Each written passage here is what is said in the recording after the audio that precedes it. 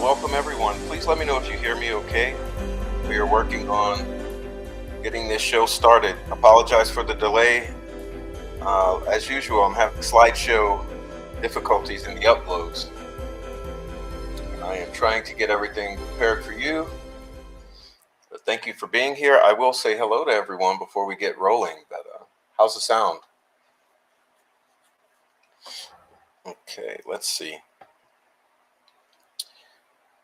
All right, welcome to the show. The Truth About Delphi, Part 2, Aftermath. And so today, what we will be discussing is other than the crime, what has transpired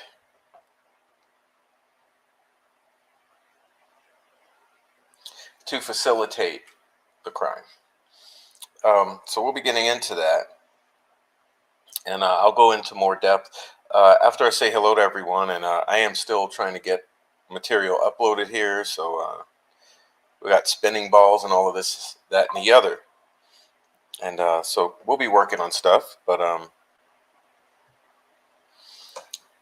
in the meantime, let me say hello to everyone here. Appreciate you for being here. And first of all, I'm going to start off with saying hello to It's a New Day. Thank you for the super sticker. Put that up there. Thank you for the super sticker, It's a New Day. All right. Thank you so much for being here. And thank you for the contribution to the channel. Helps me keep going. And good to see you here again. And ACB, thumbs up. What's up? Okay. Digital. What's up, Digital? Okay, so we have an issue here. I'm gonna get this started again. Let's see what's going on.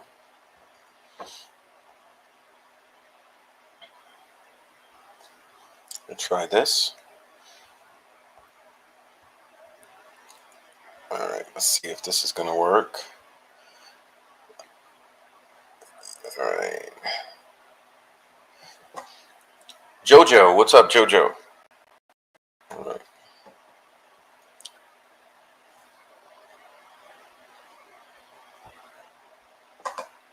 Indy Cindy, Tracy Fleetwood, Fur Baby Daddy, Heather Brown, Ashley Nudo, what's up? Zero Cool,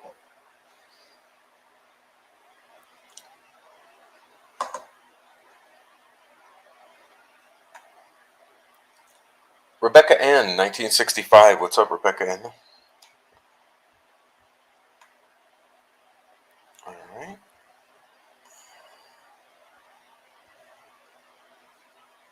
Kathy S,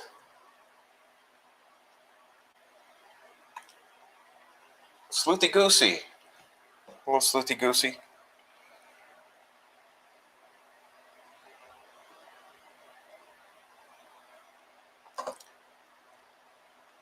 Cromley, what's up, Cromley?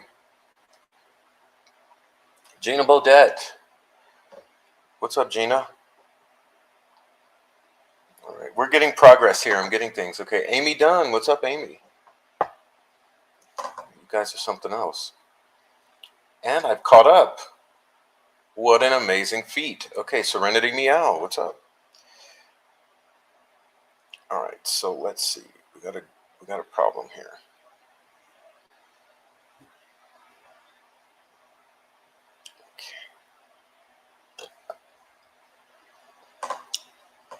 Rebby Lee, super sticker. Thank you, Rebby Lee, Canadian. How is life in Canada? Hello to you, and hope you're prepared for winter. Oh man, you guys are awesome. Thank you for being here. Hello, Serenity. Hello, Margaret. I see you, Margaret.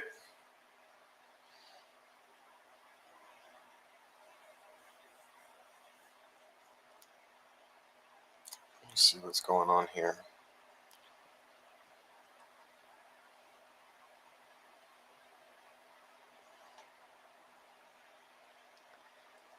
Jeez, okay. We're gonna get these up. Serenity.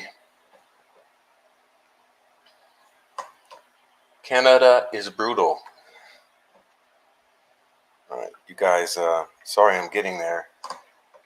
Indy Cindy, okay. So everyone in the Lurker crew, please go ahead and join the party. Okay, the water's fine.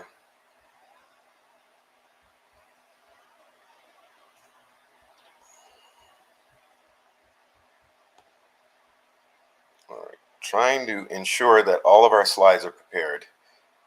So give me a moment, we're getting there. All right, and everyone who's just lurking, please go ahead and join the crew. Join the crew that is happy to discuss. You guys don't just lurk. It's nice in the chat, trust me. So join the chat. All right, so apologize for the delay once again. We have an extensive slideshow. I'm trying to get it all. It was glitching, and you know the deal. I'm operating on a very old laptop, so it's always just a complete pain to make anything happen. All right. Let me see what I got going here. All right.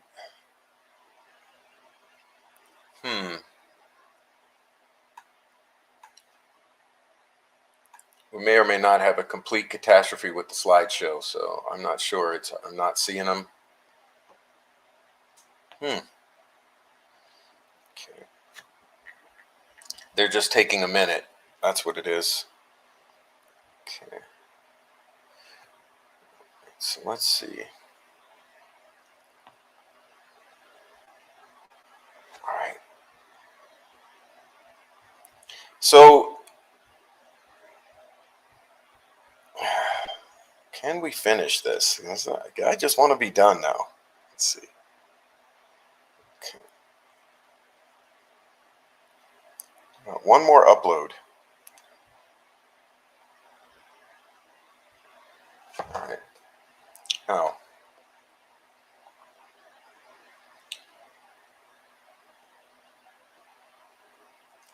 please hit the like. Yes.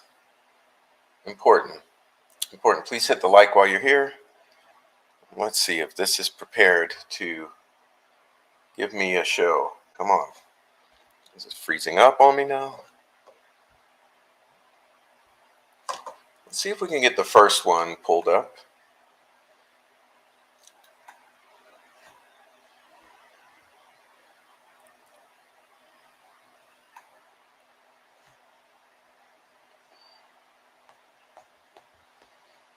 Okay. Let's try it again.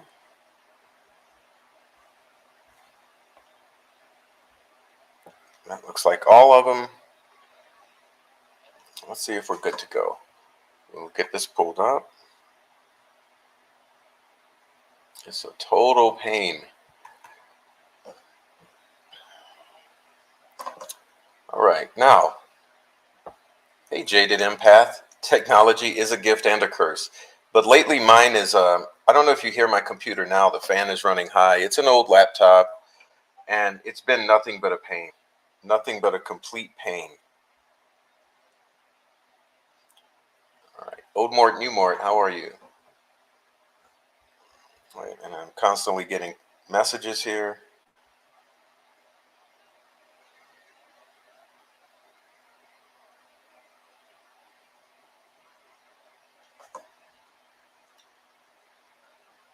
Okay. Oh, where we got? Okay, print.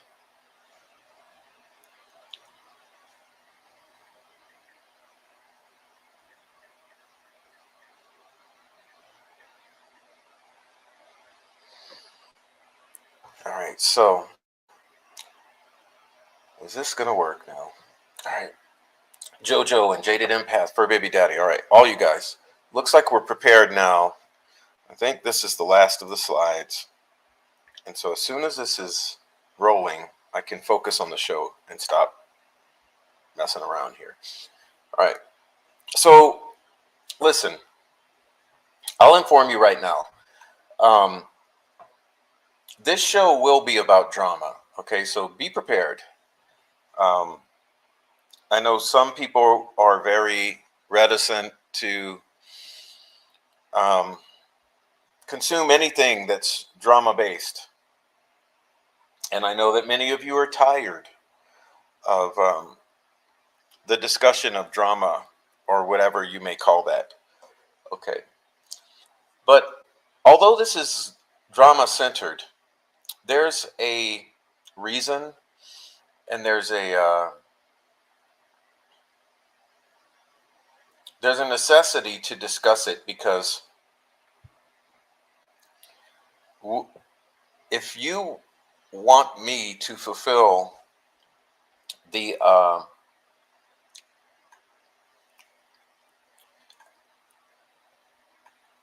guess the responsibility of the title, which is the truth about Delphi, then we have to address the PR campaign that has gone on for years surrounding the Delphi murders of Abigail Williams and Liberty German.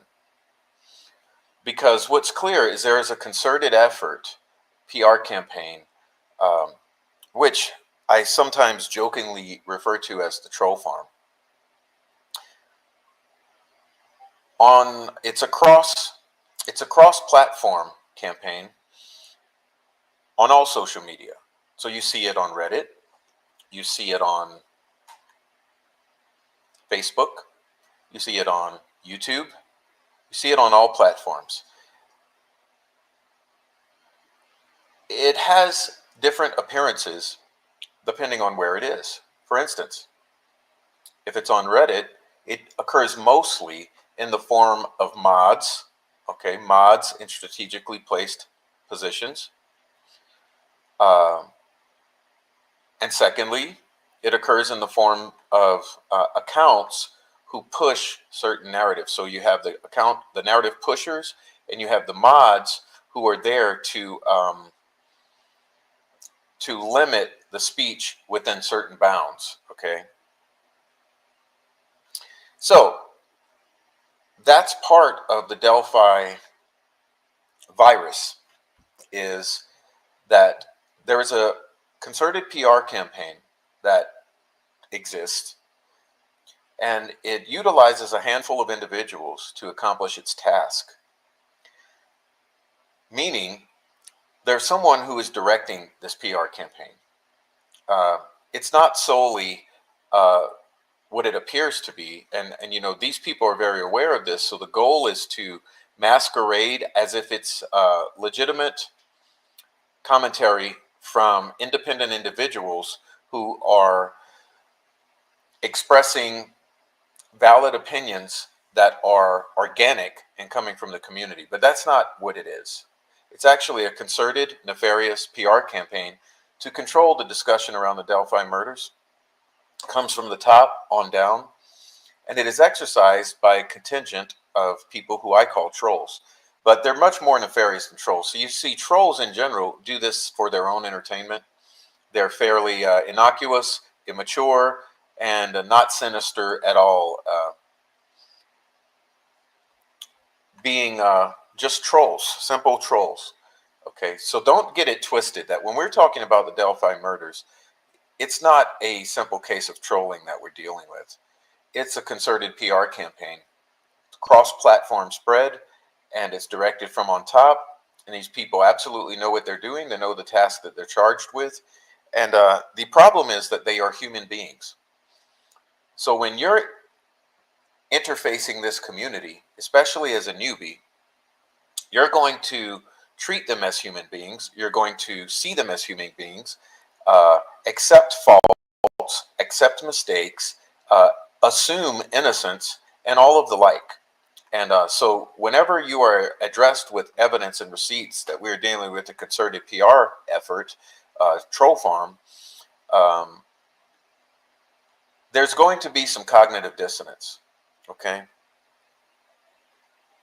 So, for me, it's been a very big challenge. It's been a challenging endeavor. I mean, the first part of the challenge is finding your bearing in the confusion that is this concerted PR campaign. And there's a learning curve with that. And it can take up to a long time, a year or two. So there's getting to navigate the complexities of the PR campaign and see your way through it. Then there's strategizing or realizing how to address this issue, because we have the awareness that there's a certain level of complexity to addressing this concerted PR control campaign in a way that is not off-putting to those who you are sharing it with. And that's been a very big challenge we faced, because in trying to present this to people and in trying to show and expose various aspects of this, because you're showing aspects of other human beings that are less than favorable, and you're addressing other human beings, it can be interpreted by those who don't know any better, or those who have not necessarily understood aspects of this concerted PR campaign, that you are fighting individuals, or you are bullying poor innocent people. But I think it should be clear to many of you by now that that's not what it is. That we are fighting basically a many-headed beast. Okay. And so, as we address all of the aspects of this many-headed beast, or all of the tentacles out here in the social media, it's quite disturbing. It's quite confusing, and there's a level of cognitive dissonance that goes with it. So part of the goal of tonight's show is not only to address that this exists, and and that it's a equal part of the crime, okay, because it is equal part of the truth about the crime, is showing you and understanding this. And unfortunately, it does involve real people. So there's that aspect, but the goal is to show you and try to at least um, try to at least form some cracks uh, into this, so that you can peer through and maybe see for yourself some of this, and be on the lookout in the future. Okay, so I intended to give you, just like yesterday, I intended to give you a a summary before we start, but now that I'm here talking about it, I think I'd prefer to give you the summary at the close, or basically a conclusion. Um, so I guess what I'll do is I'll get started, and I'll save the summary for the end, after we take a look through everything. So that's the way this is going to roll. So so yeah, I guess we will be getting started soon, and just give me a moment to clear my throat, get a drink of water, and we'll be getting into it. I'm also going to mute my devices so that we're not interrupted. Okay, so I think we're good to go. And so give me a moment, and we will be getting started. And you guys just try to sit back and take it all in before you come to any judgments. Okay, so before forming any judgments here, try to figure out how you're going to allow yourself to take it all in before you reach any conclusions. So we'll go that route, hopefully, and we'll have some success. Okay.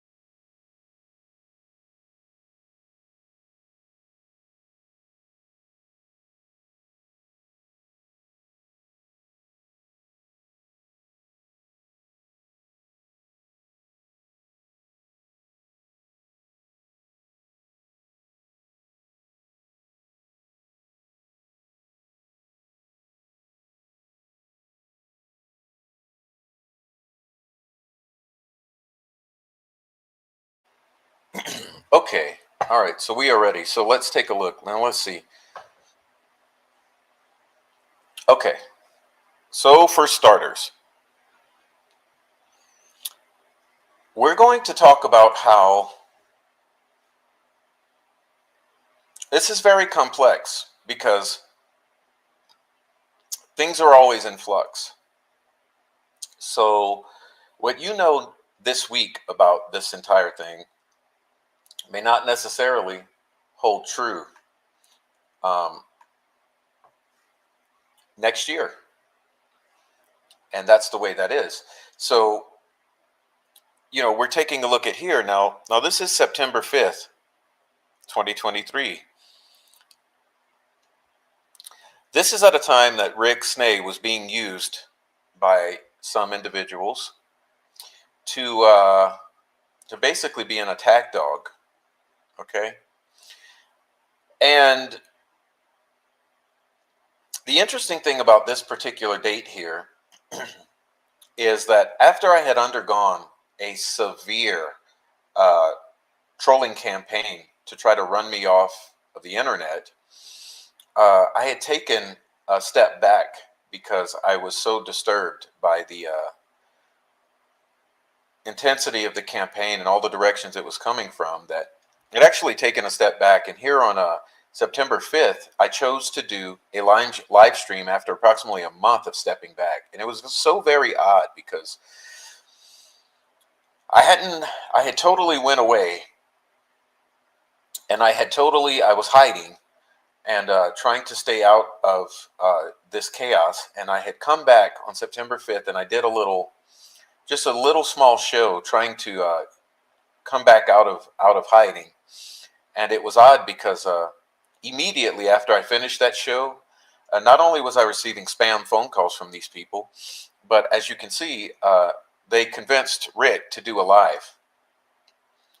Okay? And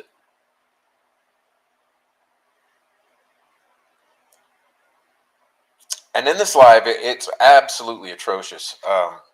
If you were to go watch it, you'll see for yourself. Hey, Rick. Yes, that guy is a pothead, allegedly. But you'll see. Okay, if you were to go watch this show here, you'll see how absolutely insane these two people were behaving. Okay? And of course, I am a coward. Case in point here, coward is this individual's favorite word, and you're going to get to know that. But yeah. Anyway, so it's interesting because throughout this entire time, now see, this is something many won't tell you, except there are some who would tell you. For instance,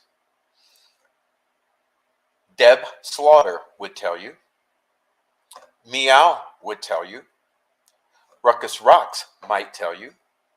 Reg Dunlop would tell you that for months I tried to have these people disengage by making a peace deal, so to speak. Okay, so I was assuming at this time that this was a normal group of people doing normal things, and that if I would simply reach out for peace and express my intention to make a deal to have peace, that they might cooperate with this sort of effort.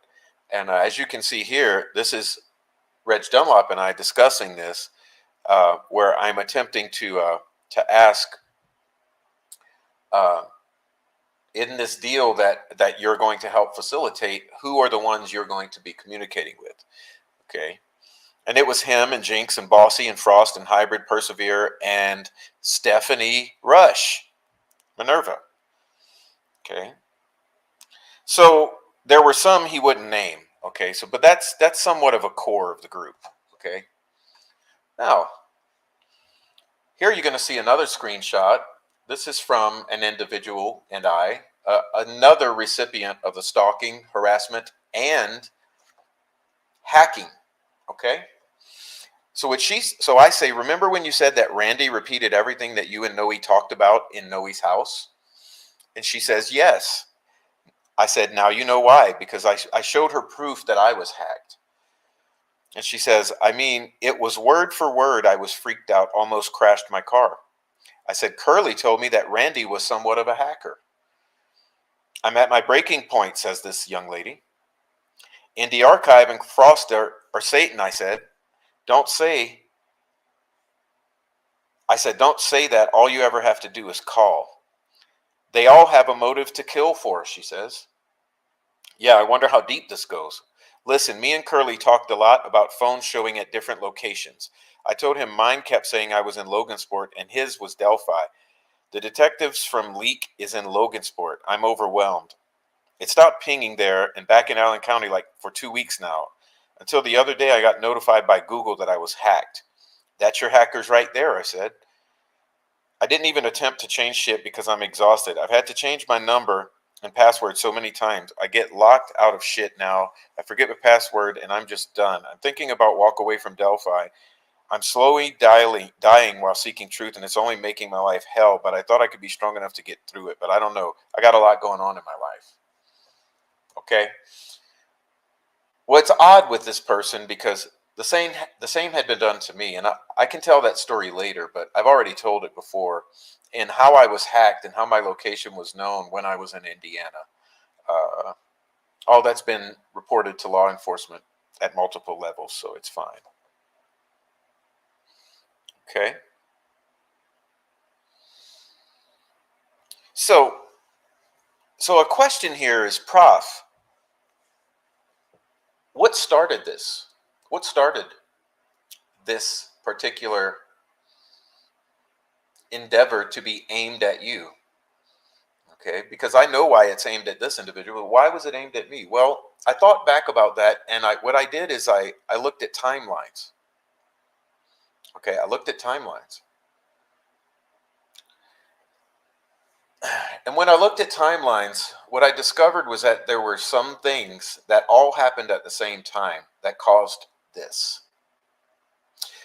And I think it's because in this particular week, I basically decided to come out of my shell and break out of the bullying that I was experiencing from Ruckus Rocks and his group of retards in the Discord. Okay. So what I did is this particular week, I decided, you know what, I'm going to say what I think from now on and stop biting my tongue.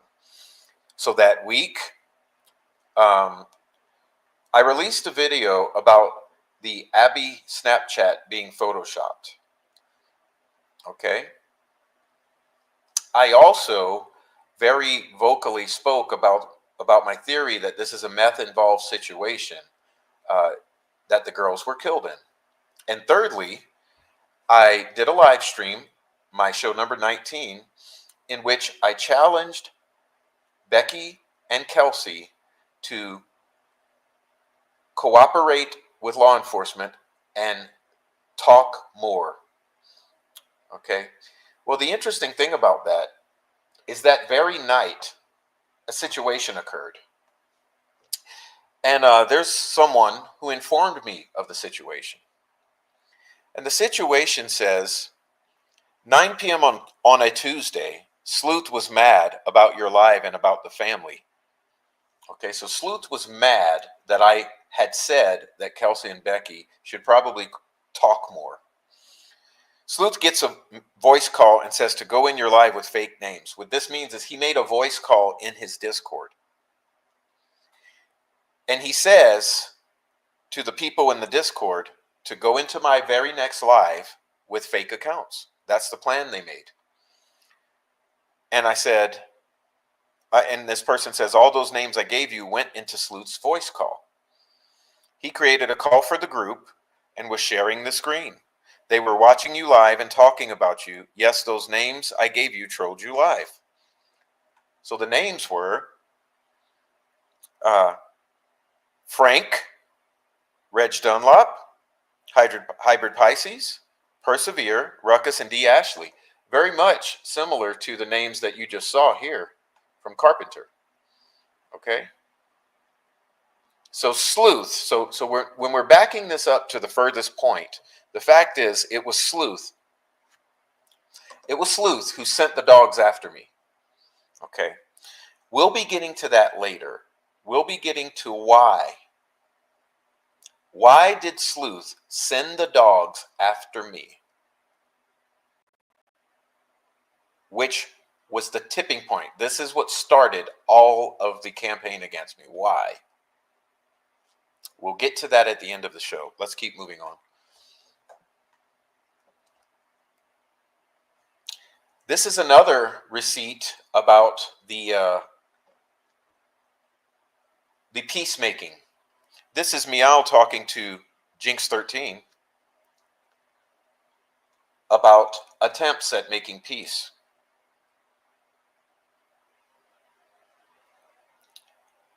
Prof took his post about me down, pussy, because what I did, I told Miss Meow that in a showing of good faith, I would take down a post about Jinx 13 so that it would be a showing of good faith so that they would stop the campaign against me. So I said, Meow, I'm going to go take the post down so that Jinx 13 can see that I am serious about trying to make an effort to have some peace here.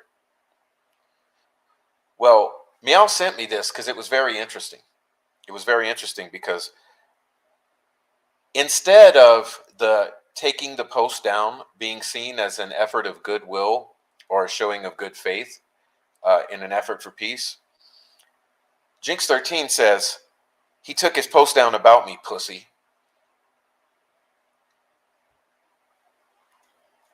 Meow says, I thought we were de-escalating. Okay. Why? Here's a receipt for Deb. Bossy. Prof is not my friend. He contacted me and asked me if I would broker a peace deal between creators. And because I wanted everyone to get along and stop doing stuff to each other, I agreed. Well, so that makes Reg Dunlop, who I asked to intervene, broker a peace deal. That makes Meow, an individual I asked to broker a peace deal. And now this makes Deb, an individual I asked to help broker a peace deal. After Sleuth started the troll farm against me. Well, instead of a peace deal, what I got was a year of relentless efforts. Okay? For instance, this is an advocate for the murders of 4 young black girls in Florida. 4 angels, with a black angel giving the middle finger as an avatar. Well, let's look at this. Let's see. The first one is Prof. The second one is Prof. No, the second one is Noe. The next one is Prof. The next one is Noe. The next one is Noe. The next one is Holly, Prof, and Noe. The next one is Holly. The next one is JLR. The next one is Holly and Noe. Are you seeing a pattern here? After I begged for a peace deal, and after I begged and I took down negative posts about this individual. But she wasn't alone, because her best friend, who she regularly appears at court hearings with in the same vehicle, he created this channel, initially called Delphi Dirty. Delphi Dirty. As you can see, these videos are called Delphi Dirty, but the channel had been changed to Delphi Strong because they had a change of direction in attempting to go from a harassing doxing channel to a victims advocate channel. But look at it. You'll see, look at every video. Look at these videos.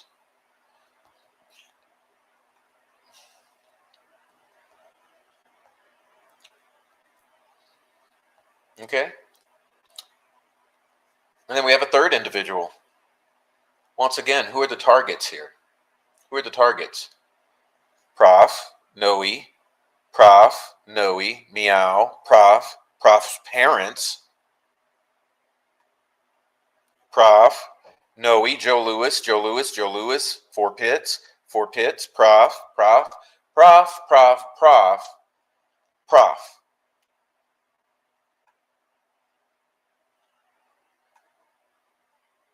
So why?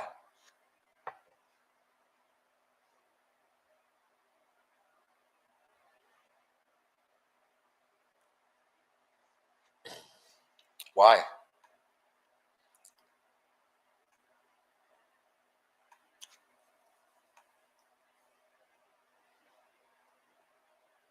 Question for you.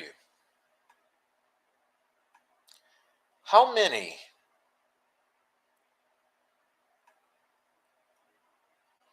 honest question, how many have been run off of the Delphi murders? How many creators over the years?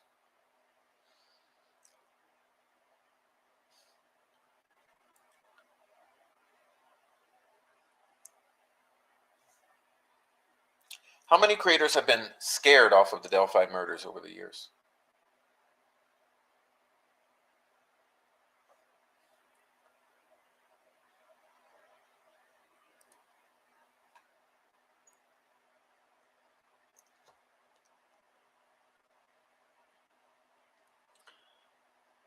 What you're about to learn is it's a very small handful of people that have done this.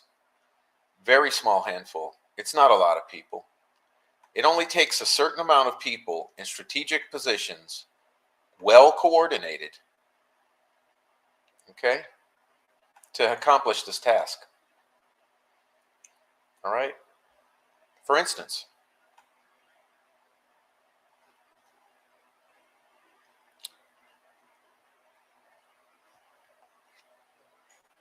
Thomas Frost, of all people, the other best friend of this group,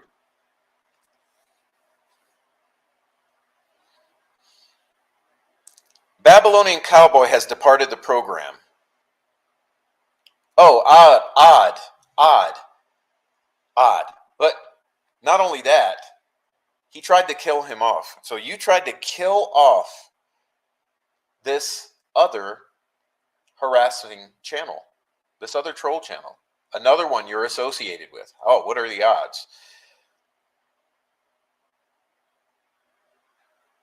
Well, interesting, because when he did this, there was so much backlash because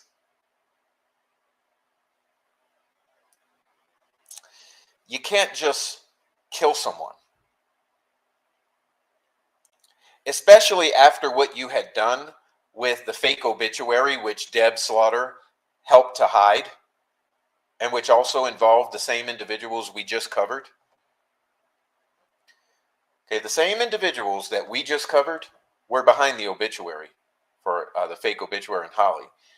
And in the wake of that, this dickhead tries to kill off another supposed individual in the community. You can see Meow down there saying, was it confirmed? Sorry to hear this. But he fucked up, and he basically walked that back when he realized it was too much. You can't kill off someone when you have just traumatized the community with a fake obituary against another community member. It's too much death, too much alleged death in a month period. Okay, so you tried to kill Holly in the public, and then you tried to kill Cowboy in the public. It wasn't going to work. But we'll be getting to this stuff here.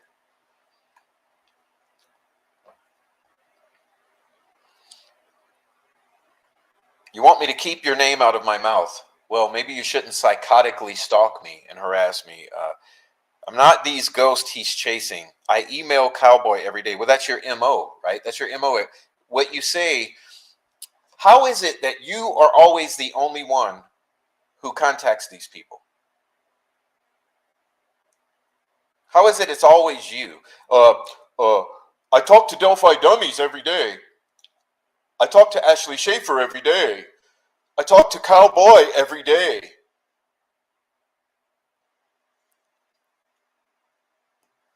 Why is it always you? Why are you always the nexus, Tommy Frost? He doxed other people. I can't control what they do legally or otherwise. Oh, what is otherwise?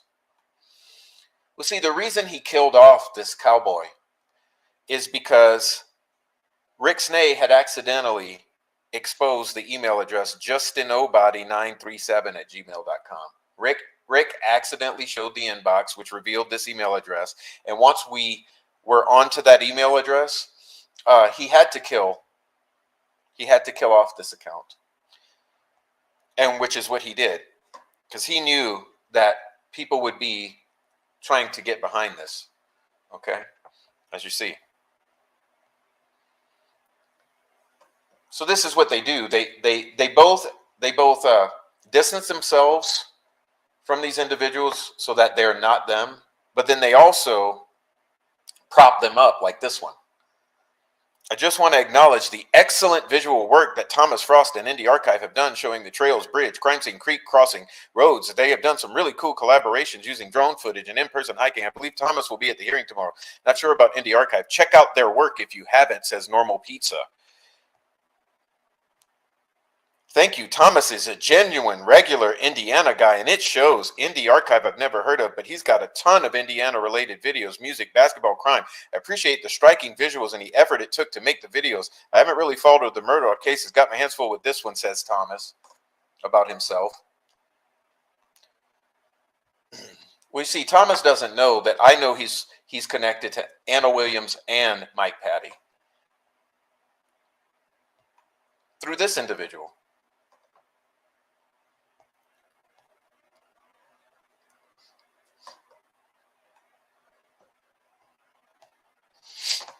Okay?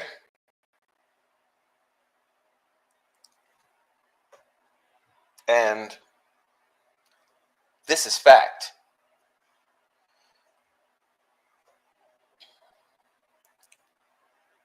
So let's talk about some other things.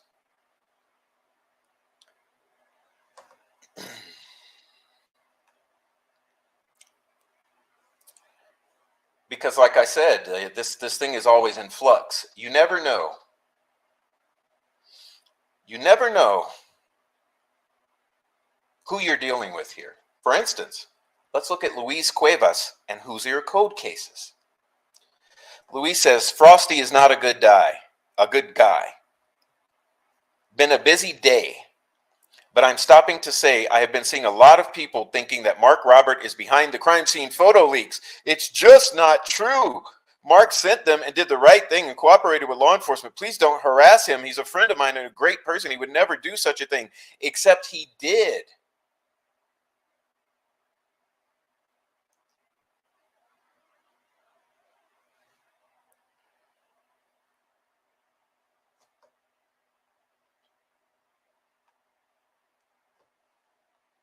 He chose Indie Archive over Meow. What does it matter to you, Louise?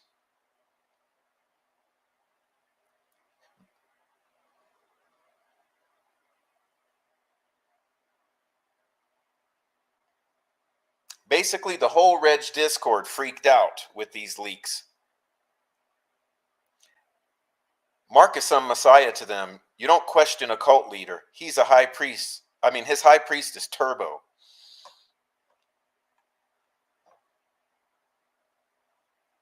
It's a good analogy. Frosty is probably definitely easily manipulated. He was going on and on about being used and how his girlfriend used him, and he spent $8,000 on a trip to Hawaii, and she broke up with him right after.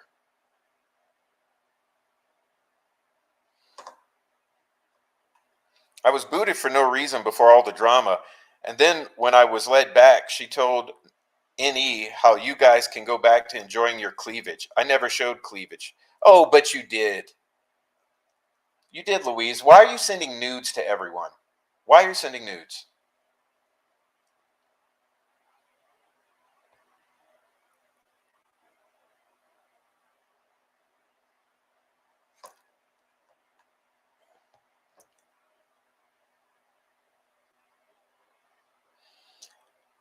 Dog Days 30979 says, wasn't this is a Mark a source also to some of these creators? So he took it upon himself to report this source when he was doing the same thing as any of these sources providing information to these YouTube creators.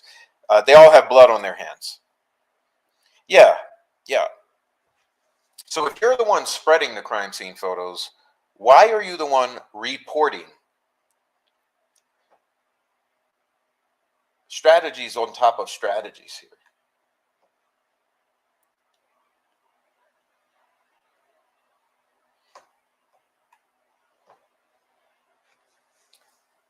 (10/05/2023). Oh yeah, apparently Brandon got a lot of stuff from Turbo. I have no idea. Sorry, I was doing math. Haha, yeah, I just have to wait. Only answer for now. And I hate waiting. He lied a lot. Wow. October 5th.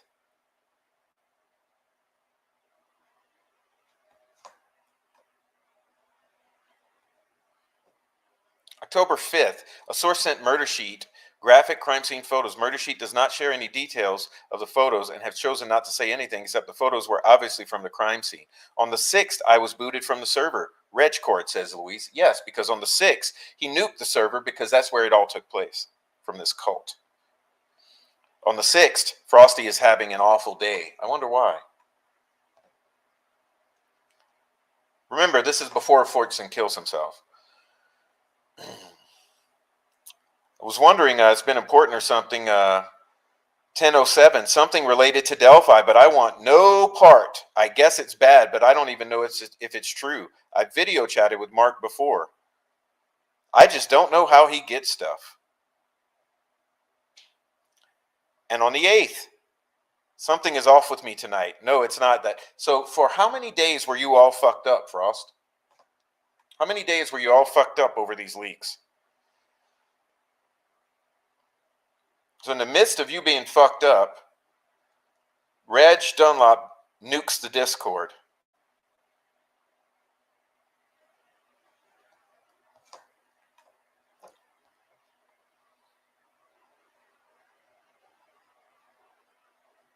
Jason Blair.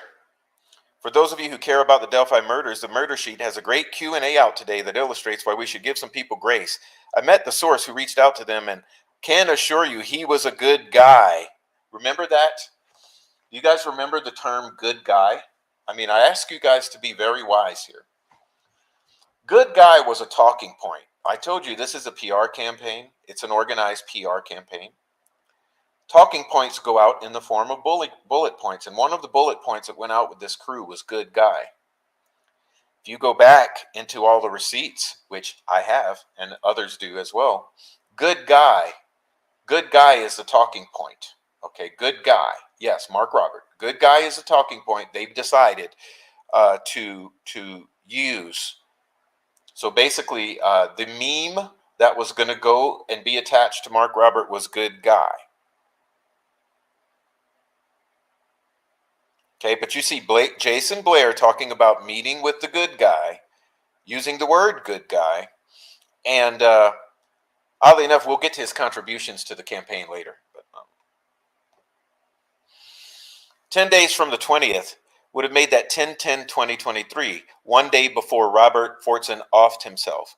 Bravo! This is so money laundering and possible extortion. They won't give us all the details because they have shit to hide. Was someone threatening Robert? Who made such a large donation to the dipshits less than 24 hours before his demise? Well, little Frankie says it's Tyler Carpenter. You want to know how Keegan Kline would get paid for his child porn so he wasn't caught? Just like this. If this isn't what appears, murder sheets should have no problems discussing anything about the leak without hesitation. They are the ones who complain about secrecy until it's done with blood on their hands. Who killed Robert? I no longer believe he did this to himself after seeing murder sheet was paid by the same leakers who are still living.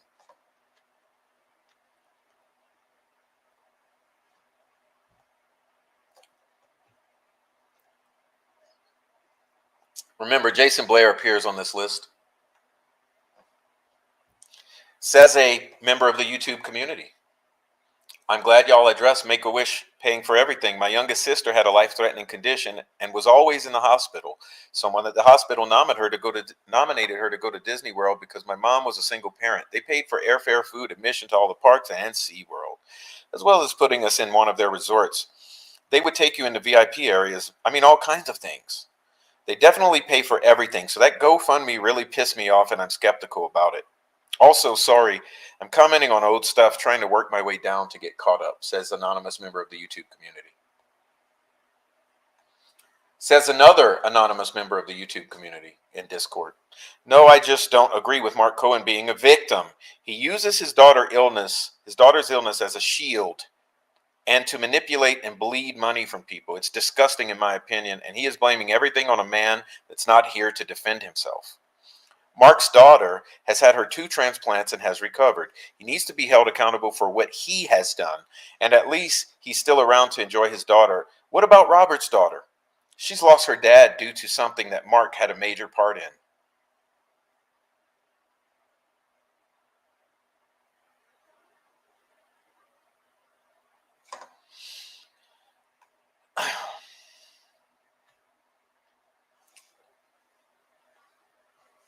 So let's take a look at some things, because I wanted to go take a look at some things. And I found some things worth commenting upon.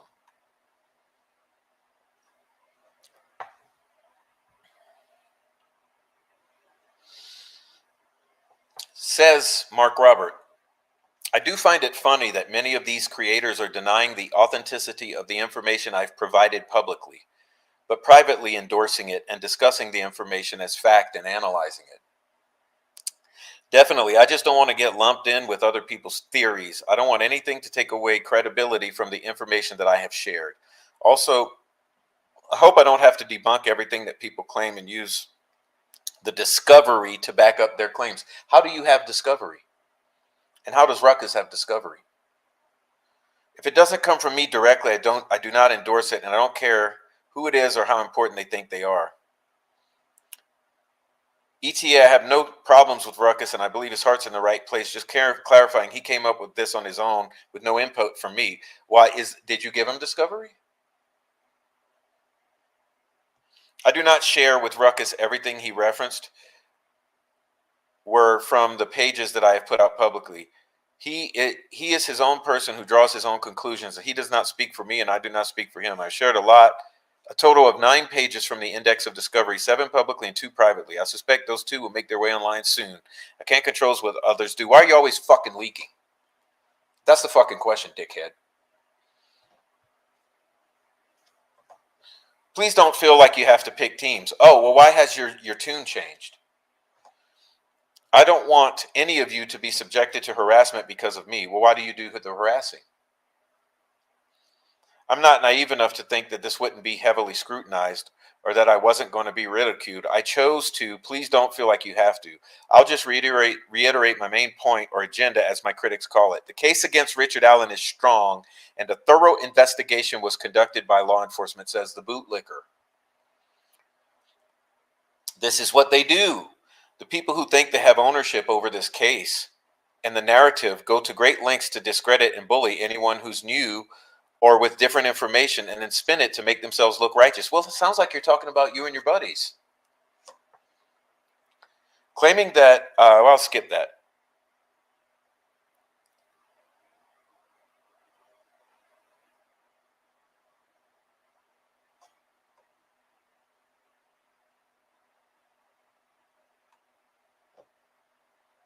One of my main points has been to show how solid of an investigation it is, and to try and silence the critics of law enforcement and all people claiming Allen is innocent. Sounds true to me. Sounds like some bootlicking, bully-ass, cyber-stalker, psychotic asshole to me. Sounds like exactly what you've done with your little peons.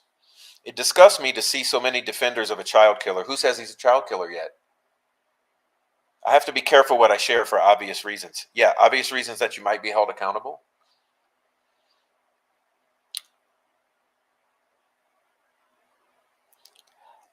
If Richard Allen's DNA was at the scene, even partially, he would be charged differently. But since they can't physically place him there, they charged him the way they did.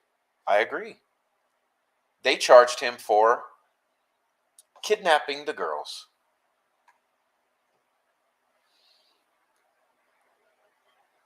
So I faked the images I shared, showing names of people interviewed in the investigation that were unknown. Released 3 usernames belonging to the Allens that were definitely unknown. I haven't said anything like what others are claiming, and they don't speak for me. Trust me, bro. Come back to this comment after the trail. I'll come back after the trail. Don't worry.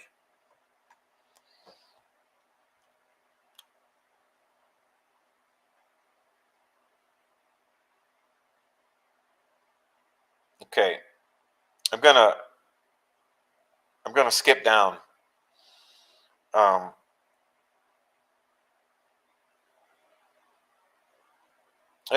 skip this. I'm trying to rush through. Let's rush through. All right. There are a few reasons Nick had to mention that he believed there were others involved. Okay, are you seeing this? And he likely wanted to take the power of that statement away from the defense before they were able to view the discovery and it be known to them.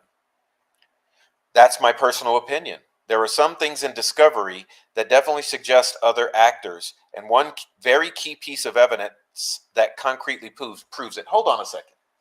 Okay, this is twofold. First, how are you seeing discovery before the defense has seen it? Okay, major question here according to this first paragraph. How are you seeing discovery before the defense is able to view discovery and it be known to them?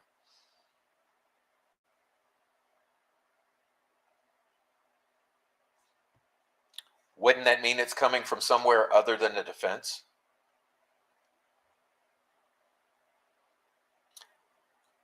And what does this mean? There are some things in discovery that definitely suggest other actors. I would agree that. And one very key piece of evidence that concretely proves it. What is that very key piece of evidence?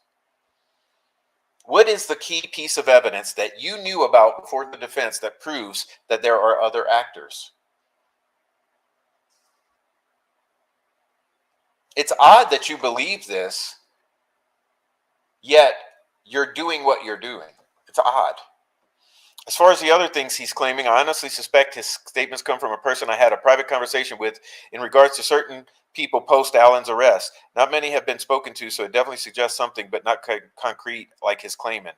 And yes, some of the people interviewed post-arrest are known, and one definitely is a name I've never seen before. Nothing I have suggests that things are coming to a head, but it's an ongoing investigation, so it's not impossible that the investigation has made significant progress since.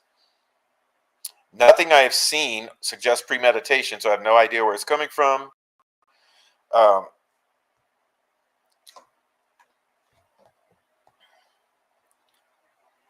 Now, what the fuck is this?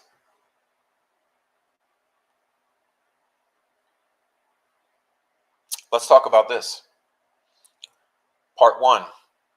It was things on a very unconventional platforms, or things on very unconventional platforms. Huh. No comment about what was uncovered, but it provided an important digital trail. So you're talking about Allen? So what about Allen was on very unconventional platforms? And what was the important digital trail? Because, it's odd. I haven't heard you say anything about that. 2, there's direct evidence, not just circumstantial. What is the direct evidence? There are many subpoenas to various businesses that tie Allen to direct evidence. What are the subpoenas and what are the businesses? I've seen nothing about Vegas. Definitely many tentacles and parallel crimes and players intertwined. Sounds like the criminal underworld. I plan to post about the sketches soon that will clear things up. No, number 4. Let's look at number 4. Because why is your story changed to Lone Wolf Killer? Definitely many tentacles and parallel crimes and players intertwined. Yeah, I think you, me, Rick Snay, Alex Voorhees, and a bunch of others would agree with that.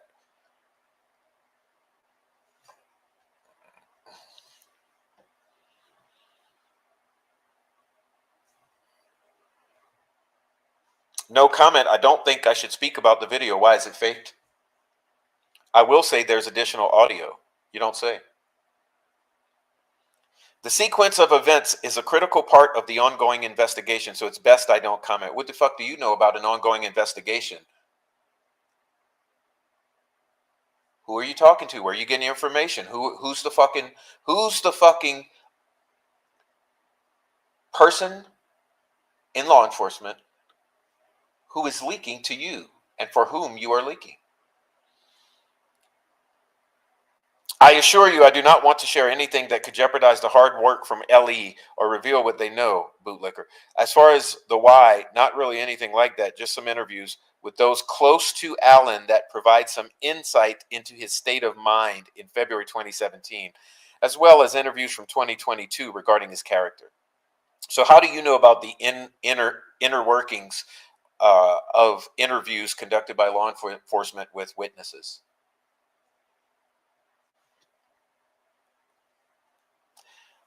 While it seems that the tripod stuff was off, there's definitely evidence that at least one photo was taken by the perpetrator. Really? Where's the photo? Do you have it?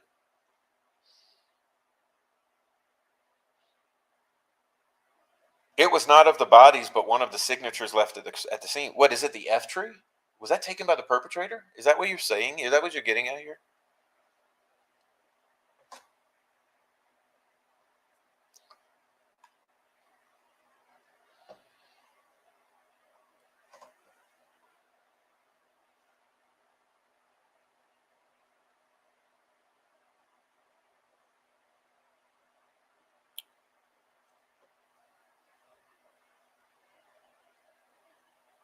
They relate to Richard Allen because they provided detailed information about the perpetrator and contributed to the investigation. At the time of the interviews, Allen had not been identified. I apologize if you interpreted it as the interviews were actually about Allen. The information from all interviews listed contributed to identifying Allen as the perpetrator. Therefore, wait, I thought it was the Dan Doolin tip.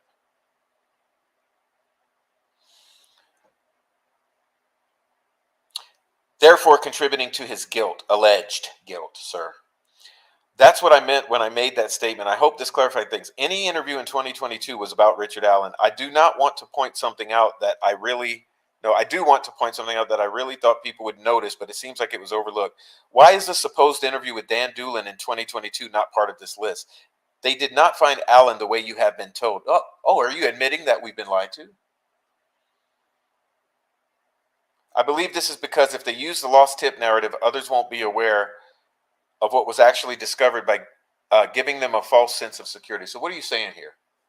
That it's a lie, the lost tip narrative? So you're admitting that the Dan Doolin tip narrative is a lie. That's what you're doing. Okay, good. That's good to know. You think there's a strategy behind the lie. I see.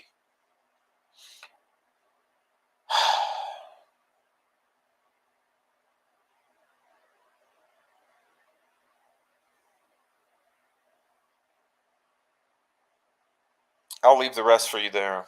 Let's move on. I'm trying to get through this.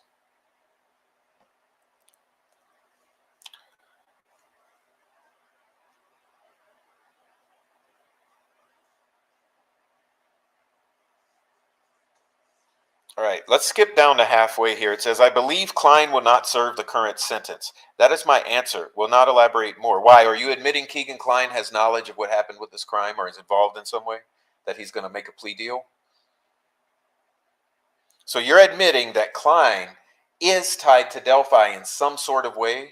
It seems like that's what you're getting at here. I also want to highlight, this is my assumption based on what I've seen. Okay, so Klein will not serve the current sentence. That is my answer. Will not elaborate more. Okay. Interesting, because you know that we are talking about the criminal underworld, and I want to highlight Rick's comment here. Just found out about the inmate witnesses called by the defense: Chadwell, Davis, Klein, Haas. Yes, meth dealers, a murderer, and Keegan Klein. Why are they going to be defense witnesses?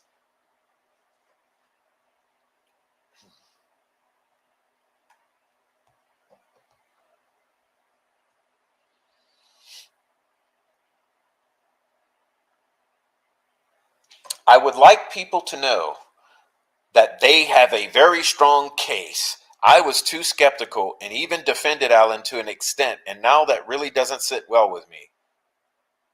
Also, to highlight certain things and events that are part of discovery that hopefully people can piece together on their own without being explicitly told. What the fuck are you talking about? So you believe they have a very strong case? Is that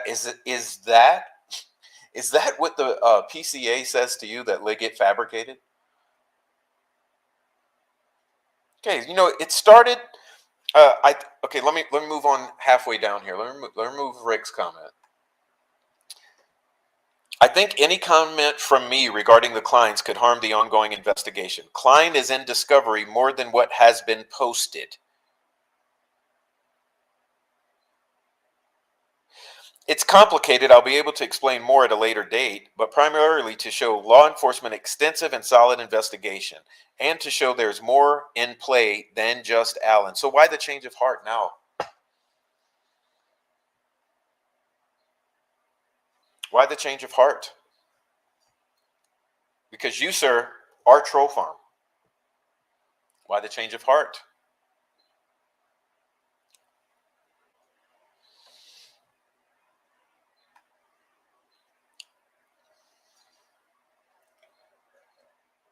Been a busy day, but I'm stopping to say I have seen a lot of people thinking Mark Robert is behind the blah, blah, blah. You've seen that. Please don't harass him. He's a friend of mine and a great person. You're supposed to say good guy. Remember, the talking point is good guy. He would never do such a thing. I'm hearing this leak led to a YouTuber dying. What is going on? Frank Meister didn't fully explain.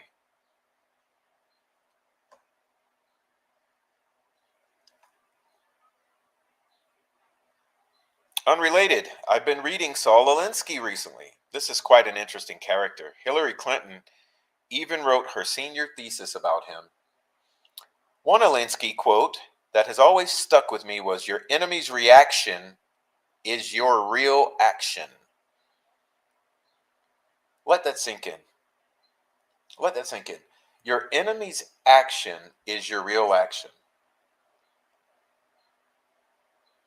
Let's assume the prof is the enemy in this context. This quote describes exactly what is happening here, right? Correct me if I'm getting it wrong here, but this is what seems to have happened in my opinion. Gatekeeper Channel A mentions the latest ad hominem attack talking points in Discord with some factual errors but no shortage of vitriol. Knowing that the troll mobs will repeat those talking points in the public comments and chats on YouTube, because the troll mobs, many or most of whom are sock puppet accounts run by these people we've been talking about, certainly don't want to talk about the substantive issues in this case, such as how members of the meth gangs being 2 degrees of separation from the victims.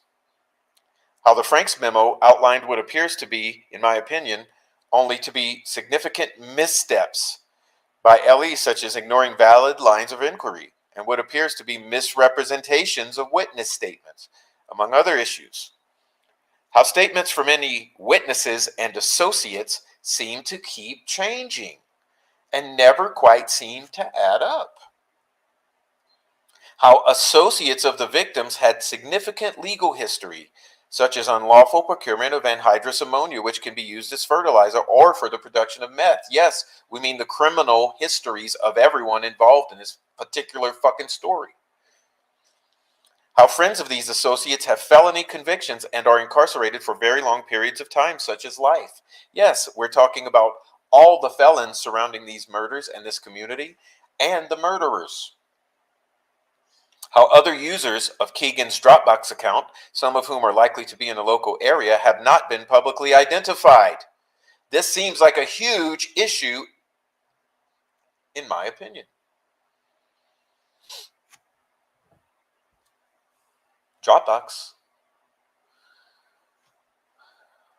The troll gangs repeat the ad hominem attack talking points in public comments and chat on YouTube, seemingly with the intent of discrediting and or ostracizing the prof, without even having to mention any of the questions about the case.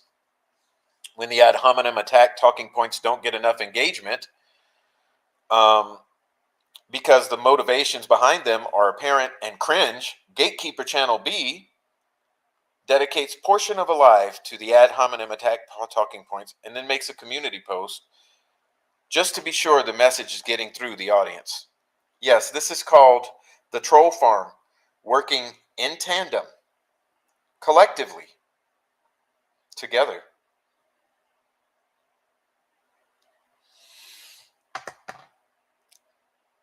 Classic Alinsky method. Provoke, then advance, then provoke again. One might wonder what the motivation of these attacks are.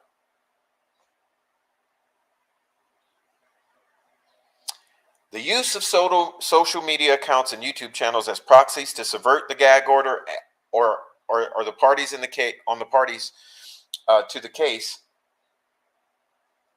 in the exercising of a concerted PR campaign to avert justice for the victims of the Delphi murders.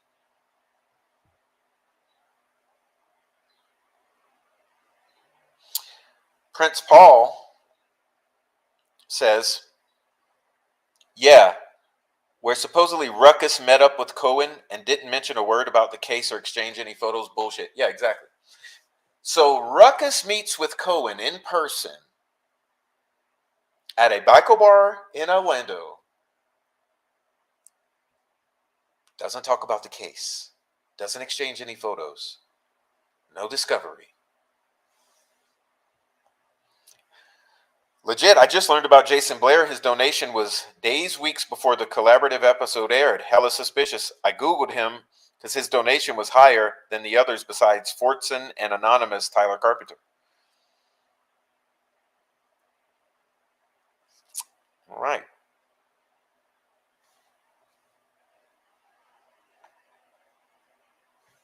From the Mitchell Westerman Affidavit of Probable Cause, filed 11/21/2023. Through the course of this investigation, law enforcement learned that Fortson shared these photos with another individual in Texas, Mark Cohen. Cohen then shared them with various creators of YouTube channels and podcasts. Do you see anyone else named there?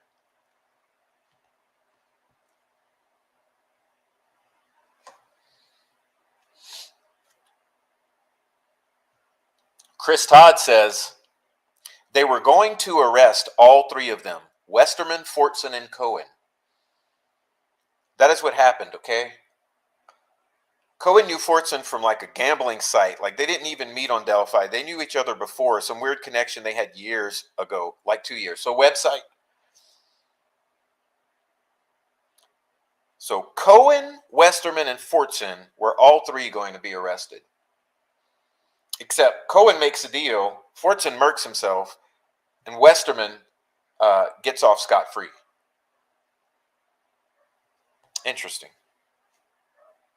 But notice, post-hearing memorandum 325/2024, not once did Fortson identify Westerman as his source. So I've started to correct this particular graphic here because it was rife with errors. Okay?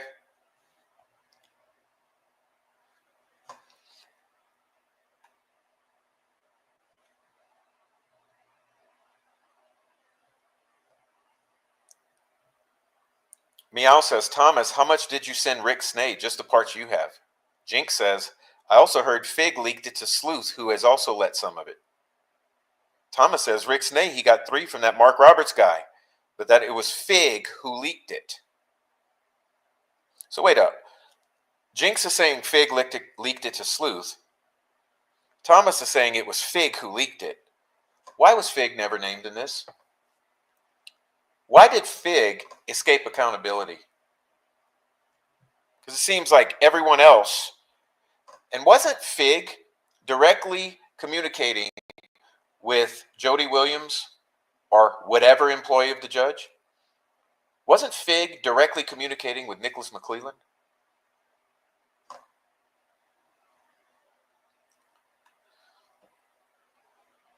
I mean, hey, I don't know anything here. I'm just looking at what's made available to me.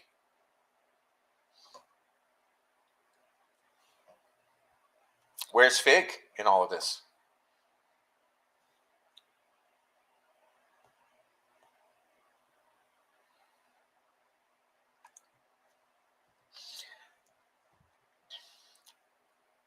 I mean, here's the point that I'm trying to make.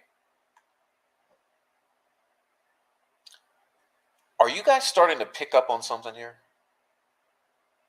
That it's the same handful of people in the middle of everything? I mean, at the absolute ground zero, center of everything.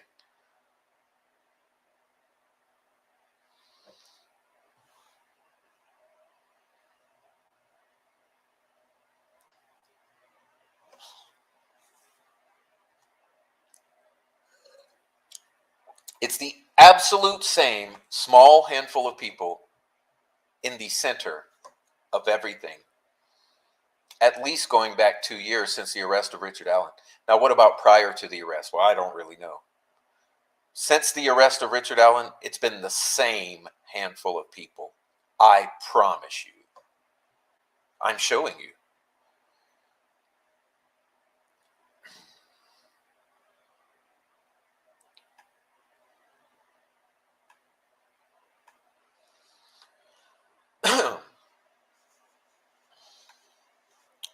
The Dummies channel made fun of me like a week ago. That means it's not me. I don't have anything to do with it. What about Delphi Strong? Are you sure that wasn't originated by Chris Long? Because these two of you associates who provided the proof. I really don't talk to any of them much anymore. I'm really by myself lately. Really? Your best friends?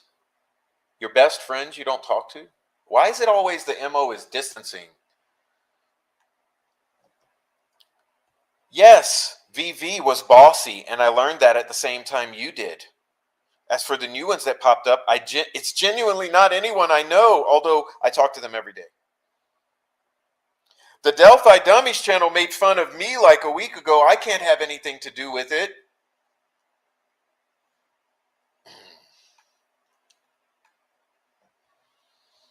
But Mark is going to kill himself. Congratulations, Frank. You're a sack of shit. You're a dipshit who's only in it for clout and views. Go fuck yourself, you little bitch. I hope you're proud of yourself.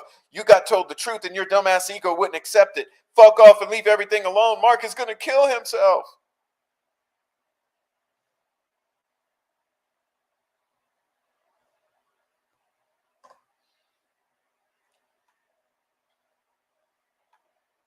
Frosty was also Curly Armstrong. Oh, he's now crying harassment after his dirty dick brigade made dozens of burner accounts to harass people. You mean what you guys did? Let's be clear. Projection? Buckle up, Profi Poo. You started this, not us. Who is us? I think we know. Hell, I couldn't even really know. No. Hell, I didn't even really know who you were until this morning. You dragged me into this. Worst decision you could have made. Okay, Thomas, you didn't think I knew who you were. Bro, you knew who I was. You knew who I was a year before you made this post.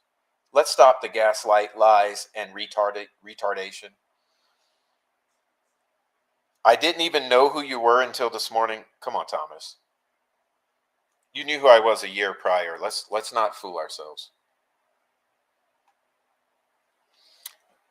Jason Blair and Onion, both journalists, New York area. Mark had been inserting himself into this case for a very long time. Jason, to this day, is Mark's mouthpiece. Mark had known Fortson for many years, apparently from the services. No, from some secret website.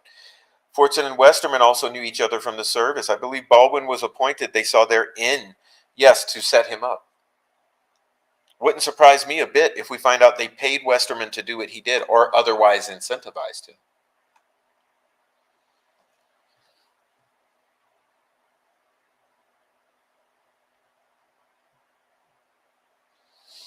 Enter Bossy. This is exactly what they'll continue to do and their goal. You mean what you guys? Let's be clear who we're talking about here. Notice they only harass the people who actually go to court hearings and provide truth and transparency about the case.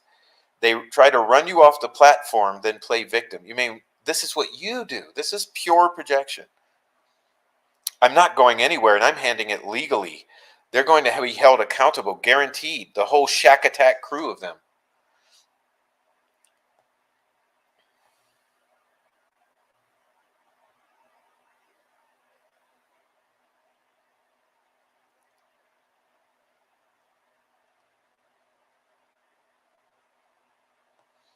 So let's talk about these people.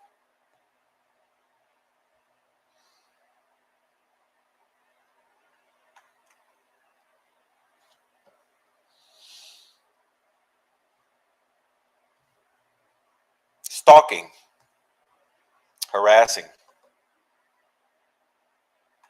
gaslighting.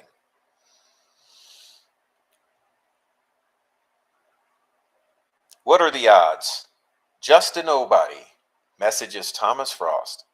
The best part is we didn't even do anything like he's claiming. We should thank whoever did because he sounds like he's been crying himself to sleep because our intention is to harass, dox, want to make kill self, etc.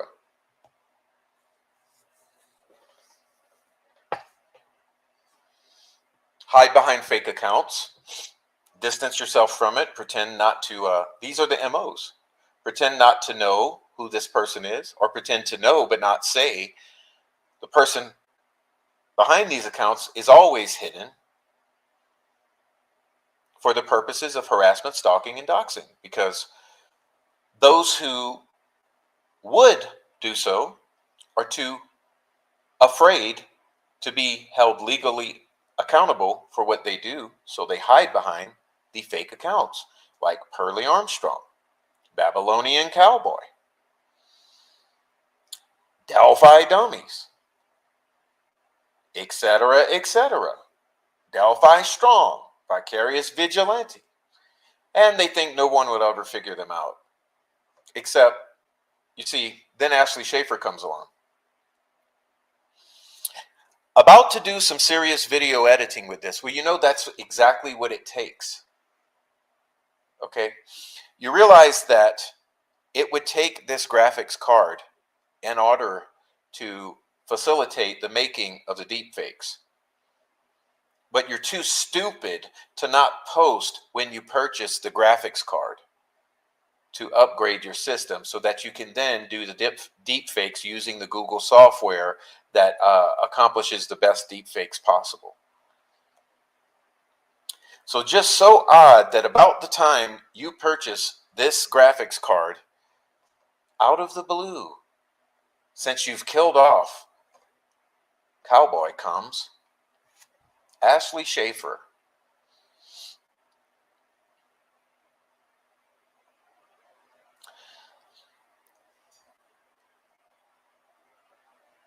Then you get your buddy Chris Long, who makes stickers.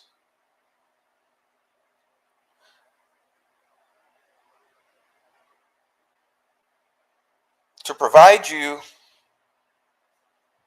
stickers which you place on Noe's car, then you place on your own door and make a joke of it, trying to laugh in our faces, laugh in Noe's face, gaslight, make crazy through stalking and harassment and playing stupid, playing games like this, the psychotic games you play.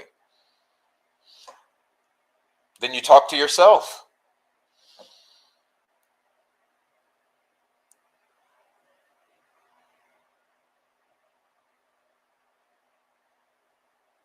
Okay, let's look at something here. I want you to keep in mind some things. You know what, Ashley, quote unquote? If I told this story at your dinner table, it'd be the best story told in that house in decades. So what house are you talking about? This is false, Tommy, and you know it. Anytime I tell the tale of taking acid and ending up on a trampoline in the backyard at 3 a.m. with no clothes, it never fails to bring the house down. Now, no contact, you dusty bitch. Dusty. Okay, keep that word in mind. What do we have here?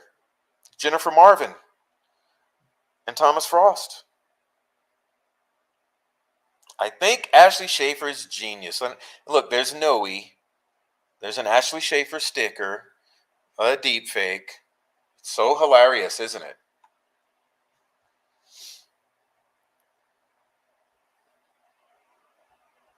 Extremely hilarious. The harassment, doxing, stalking, and intimidation is so hilarious. You have a secret Discord where all these bullies are in collusion with each other and then admit that and try to blame it away. Jinx, if it is up to me, my lady friend, is that you're really a fucking evil individual. That's why I'm name dropping. No, I'm not really, because I know where the images actually came from, Jinx. I mean, you keep saying that you do. Well, you're kind of being a lying sack of shit about it. Jinx, all I know is you lie a lot. Like, you really lie a lot.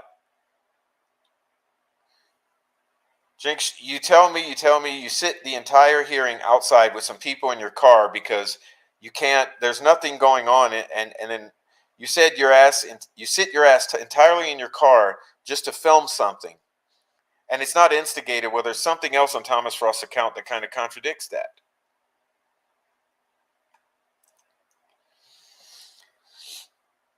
You fucking go to the Monon High Bridge and film Robert Ives while nobody else knew it but Snay. Nobody else fucking knew about it. And sorry ass fucking Tommy Frost and Chris Long went there and filmed it. Just by miracle, you went there to the fucking courthouse without a reason and you fucking filmed something that was fucking instigated, if you ask me. And you keep fucking doing this weird ass fucking shit that you know you have involvement in. You know that you have involvement in so much fucking people that troll the shit out of people, and you do not give a shit. You just laugh your tiny fucking little ass clown group. Oh, good job. I'm not understanding it because it's so fucking unuseful. I mean, truly, Courtney, really. I thought that you were a sweet human being, but now knowing how such an individual you are, I swear to God, you can drop dead because you are actually really fucking terrible. It's not cool.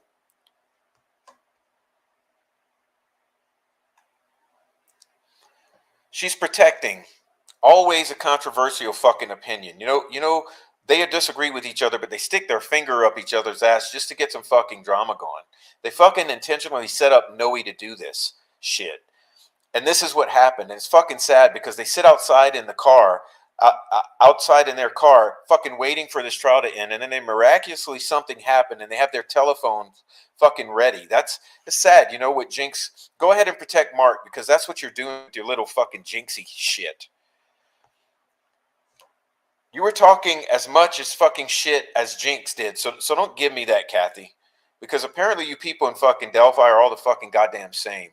You can't tell the truth until it's fucking out there. Jesus Christ, you guys are such a bunch of fucking liars. What's wrong with you? You talk shit. Would they talk so much shit about each other that apparently no one is aware of? Save me.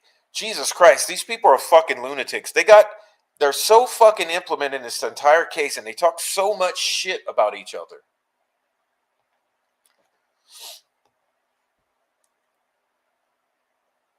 All right, that was a little Frankie. It was. And then comes Gambies. You know, a lot of them, you have been manipulated. You have been manipulated to make different people. So this is how it's the main people that have been behind all the evil shit that haven't really been called out yet. And I'm about to do that. They're Meerkat, Bella, Jinx, Frosty, who wore his fucking shirt inside out to the hearing the other day, and Tyler Carpenter. They're behind all of it. All of them. They've been manipulating everybody. Okay, I didn't realize you were being sent the screenshots, Frank, and manipulated. That's why I attacked you. That's why I'm asking you now to quit attacking the unraveling. Everybody's been attacking the unraveling, but if you actually put everything together, none of it boils back down to them. And I'm telling you, I have files and files and files, and I've tried to stay out of this, and I never wanted to be a part of it because I live in Indiana. This is my hometown, and it's scary to me, these people involved, especially Meerkat, Bella, Jinx, Frosty, Tyler Carpenter. Those people, they're fucking psychopaths. They're manipulators. They've somehow worked together and worked against each other. And there are people that have come in and stuff that they manipulated. And once these people finally see how these people are, they back off because they realize they've been manipulated. Meerkat, Bella, Jinx, Frosty, Tyler Carpenter.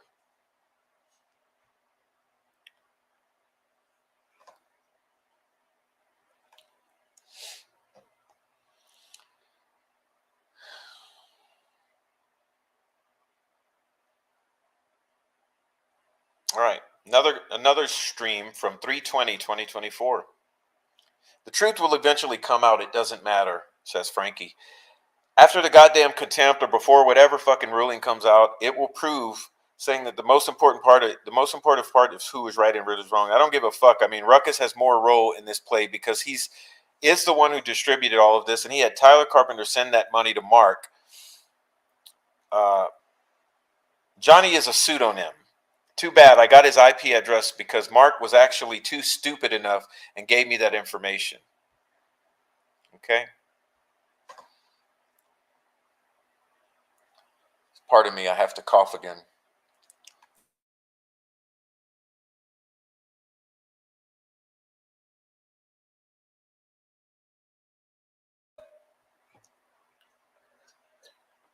All right, we're getting there, guys.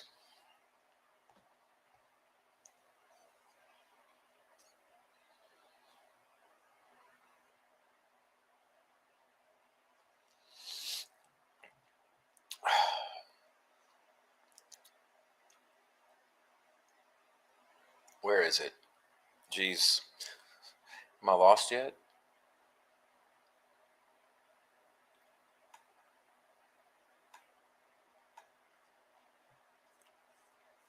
Molly Bloom 5816 says, please don't listen to those lying, corrupt trollers. They are part of a criminal enterprise who resorted to hiring low-life white supremacists to viciously murder 2 innocent children.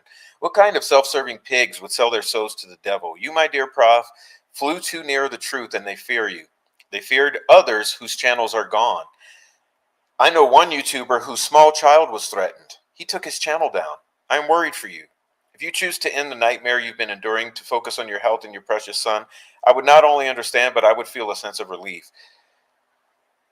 If you come back to continue to fight for justice, I would also understand, but I would hope you would take time to know how meaningful and important your work is. You're an amazing journalist. I've learned so much about the case, about Carroll County, the meth rings, child porn, the club, corruption. You expanded my knowledge of Midwestern cultures from the KKK and Masonic roots, and even Delphi's Greek mythology. I'm learning to connect the dots or tentacles through certain families and elected officials, all to the little black box and so much more. You have been fabulous. You've been a fabulous professor. If you go, I'll miss you. You have a big open heart. You're an excellent father. Thank you.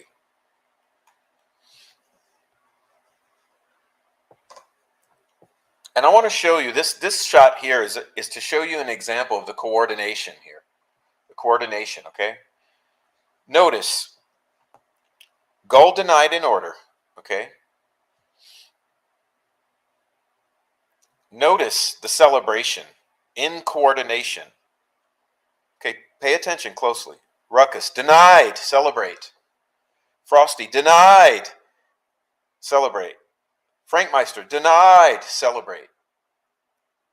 Simultaneous, concerted celebration of denial of an order from the defense.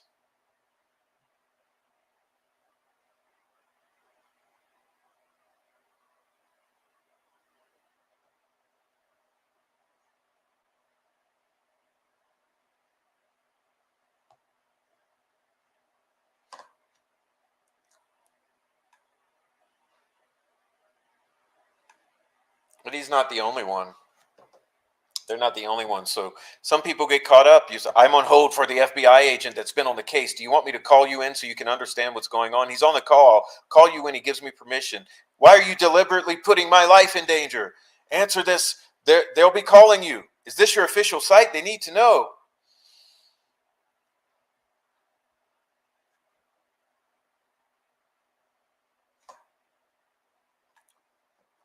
You need to take that down right now, or your nefarious act, hacking an email and writing Judge Go, will be submitted to Holman. A young lady, you sent me those. You sent me those emails. Writing Judge Go, who wrote? Listen, what is illegal about? Okay, so you're going to submit me to Holman and report me to FBI for what again?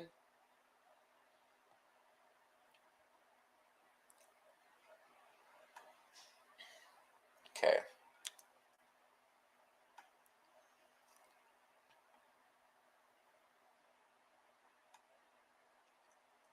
All right, so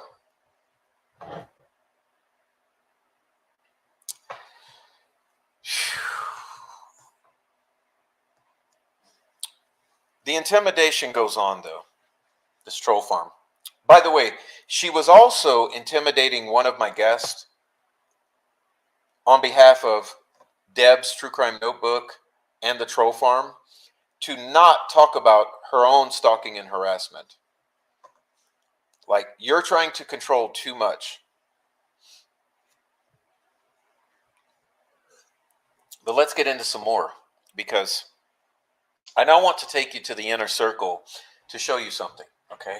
Now, you guys hold on. This is going to be a lot. It's going to be a lot, okay? It's literally going to be a lot. Okay.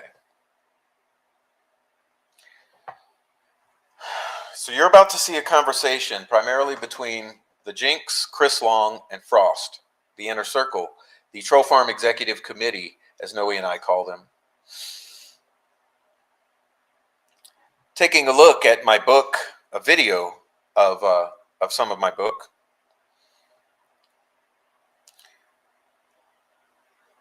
He did say he's been in New Orleans before. Well, the house address is confirmed through images on his Instagram.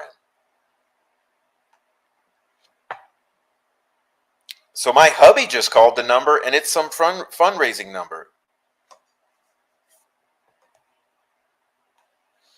Someone needs to ask him what kind of professor he is so we can catch him in a lie. I anticipate video like this coming soon. Live streaming is fucking done. Robert is actually a great guy. I feel bad for him. Seriously, dude, he's probably playing with his pickle right now because he's reading this shit because his kink is being punished by a woman like he's a child. Bet you money he's into a dominatrix bitch. Who, Prof? Yeppers? Getting his little pebbles off. He's doing great. I've never seen a live with nobody watching. He's stumbling because of the downvotes. Pearlie's dropping a video, I think. I'm not sure. Well, you mean you? Because your gaslight is to not even tell your closest friends that it's you. That's how you protect yourself. Oh shit, Cowboy's back.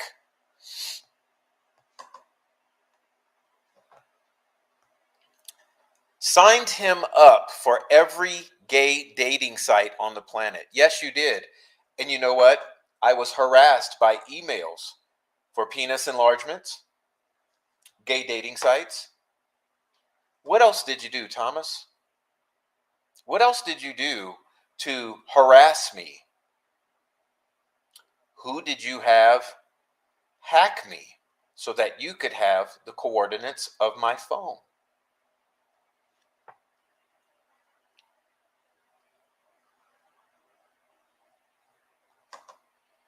Signed him up for every gay dating site, porn emails, and forced him to get a new phone.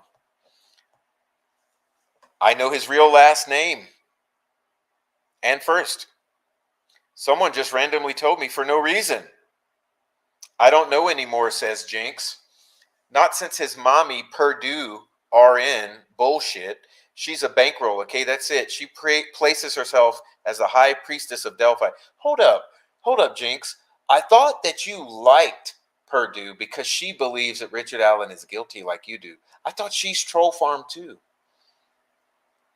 Wait up. So you and these guys, not only do you hate Frank Meister and smile in his face, but you hate Purdue and smile in her face. Purdue, I was always good to you. You turned on me, Purdue, because you thought that you could tell me to get away from Delphi, that I'm causing disruptions. You never suspected it was those smiling in your face. Courtney, I'm so mad he's not having his meltdown. Yes, because your intention is to cause me emotional distress. His views are down so bad, he's lost about half. Yes, after the doxing, when you caused me to react, I reacted and started going after you three, and I lost half my viewers. Yes, that was in October, September, October, maybe even August. The meltdown is coming, says Chris Long, pleasuring in my distress. Should have known he was going to stick with self-proclaimed victim. No, it is true victimhood because you made me victim. You all made me a victim. Even though he's milking Delphi. No, sir, you milk Delphi because you have nothing.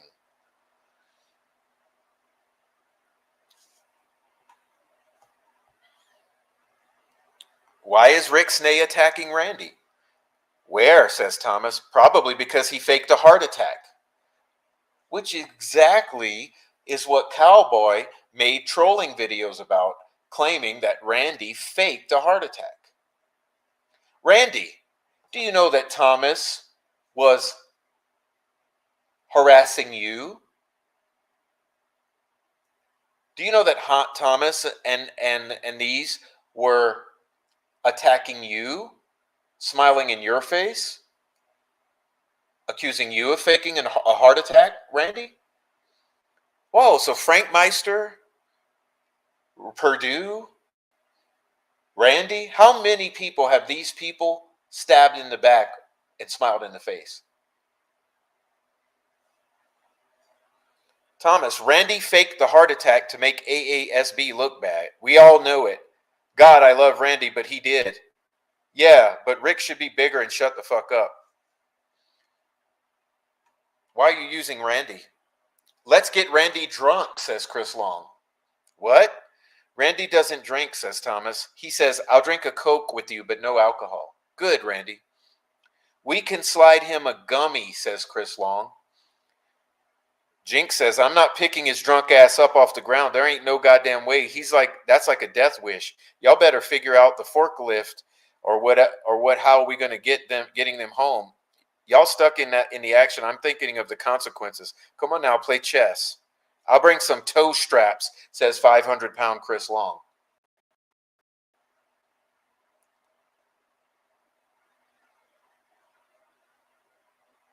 So you're going to drug Randy because he refuses to drink? You're going to drug him? And then joke about how you're not going to pick him up because you need some toe straps and a forklift? Wow, Randy.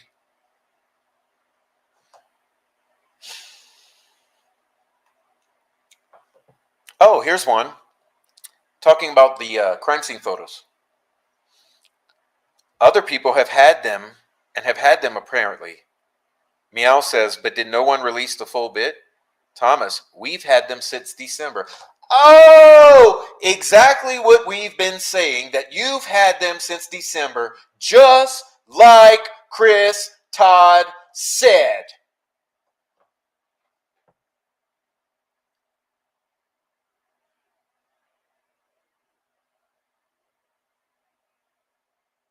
You sent them to us months ago. They're buried in my Gmail account. Like December is when you sent them to us after Christmas. Okay, I mean, it's buried under 20,000 others, but I'll delete it.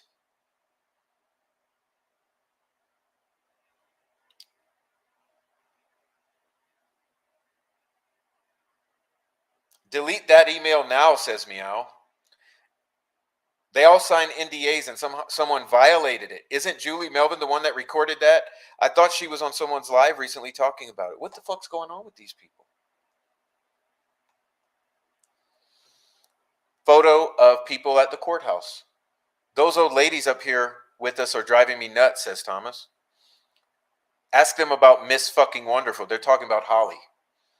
Oh God, no. But dude, Rick Snay started dog walking Noe. It was bad. We saw it. Jinx has pics. Randy is walking up.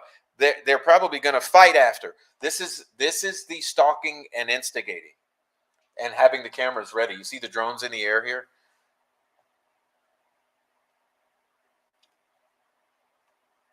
We saw it. Jinx has pics. Randy is walking up. They're probably going to fight. Keep us posted so we can record it.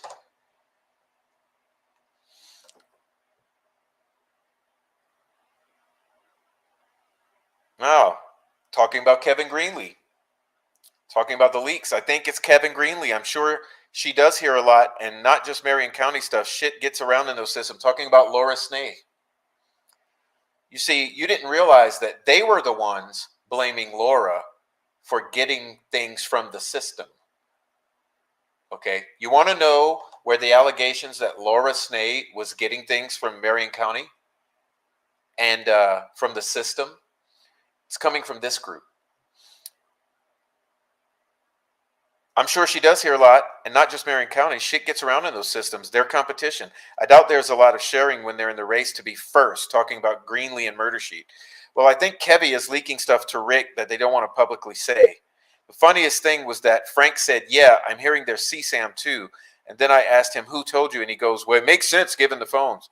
Meaning he has nobody telling him that, and he just feels left out. Okay.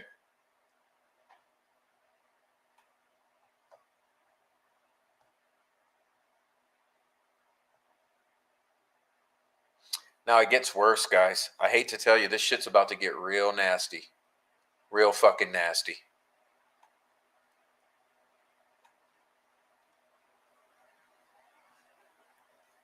Richard Allen's best bet is to go to trial, because if they release him, he's fucking dead. I'm starting to think it won't go to trial. Time will tell. There's definitely a high likelihood of that being so accurate if Allen doesn't go to trial.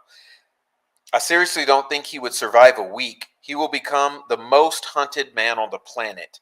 Abso-fucking-lutely 100, 100, 100. Sure, he got accidentally by the good old boys in Carroll County. Swatting is what I worry about with Boogie. Okay.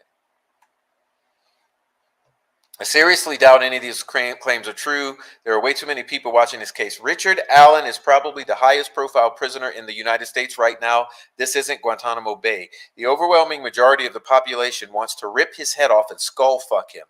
Just know that supporting him is going to be an unpopular position. I'm all down for being unpopular if that's what you're doing, if what you're doing is the right thing, but I don't even think there's enough credible evidence to justify his claims at this point. Can he have visitors or take calls from the outside, or is it just family? You could try to set up a call with him. If they have the wrong man or if they are mistreating him, God help us. Well, are you wishing vigilante justice on Richard Allen? Because it sure does seem like that's the vibe I'm getting from you people. But it's rich right here. It's rich right here, because there's the way you end this. If they have the wrong man or if they are mistreating him, God help us. Yes, God help you. God help the state of Indiana. God help you. I can answer part 2 of that. He was mistreated. God help you. Now, if he's the wrong man, I don't know. But God help you all.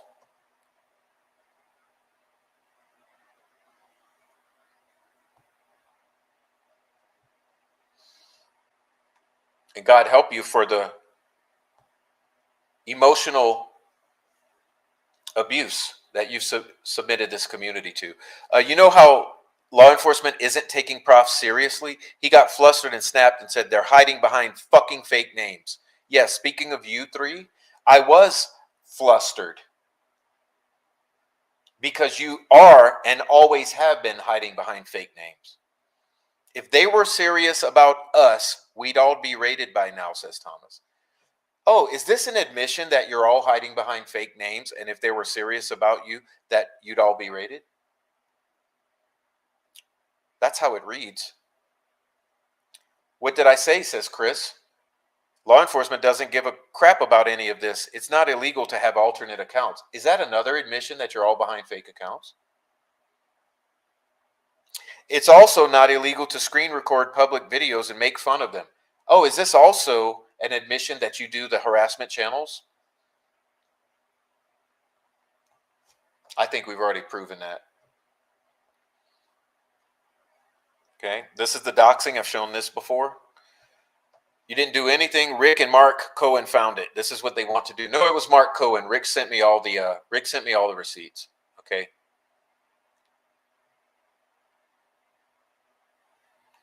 This is all the doxing.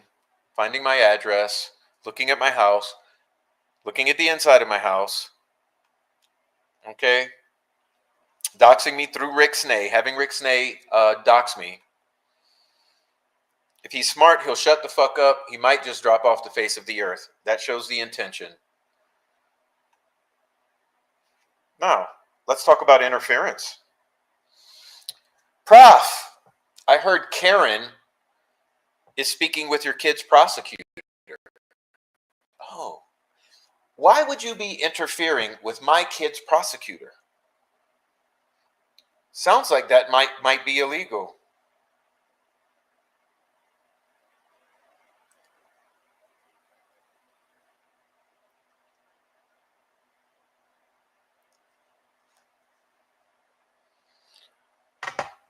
Okay, so you're interfering with my kid's prosecutor. Oh, let's see. Do you admit it yourself? Let's see. What does this say? Bossy. Oh, and the prosecutor might need additional info on that household before sentencing.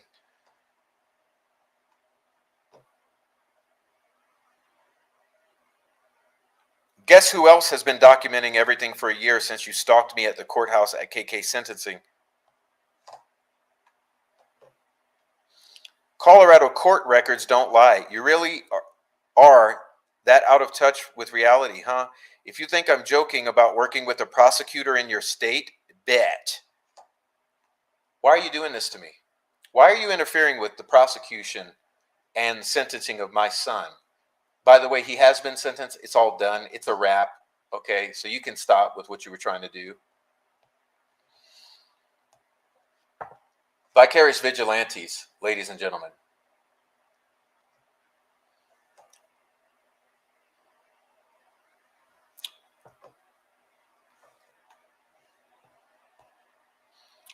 Greeno, don't worry, Prof. Just remember I'm coming to your house.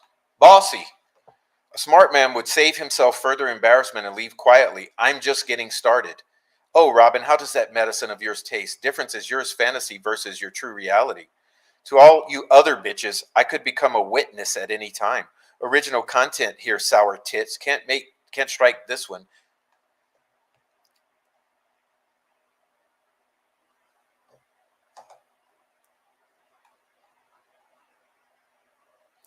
CJ on this call claiming that Prof and Knowing are getting their heads cut off.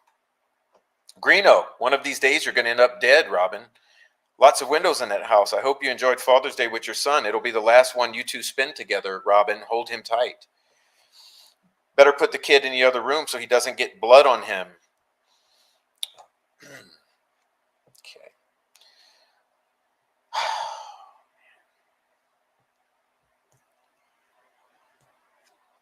I'm showing you the death threats, ladies and gentlemen. I apologize that it takes all of this. I don't want to be doing this.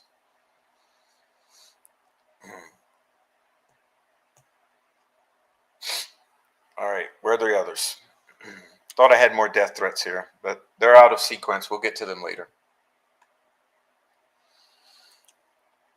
All right, what is this? What is this? This says, oh, sorry, there's someone at the door. One moment.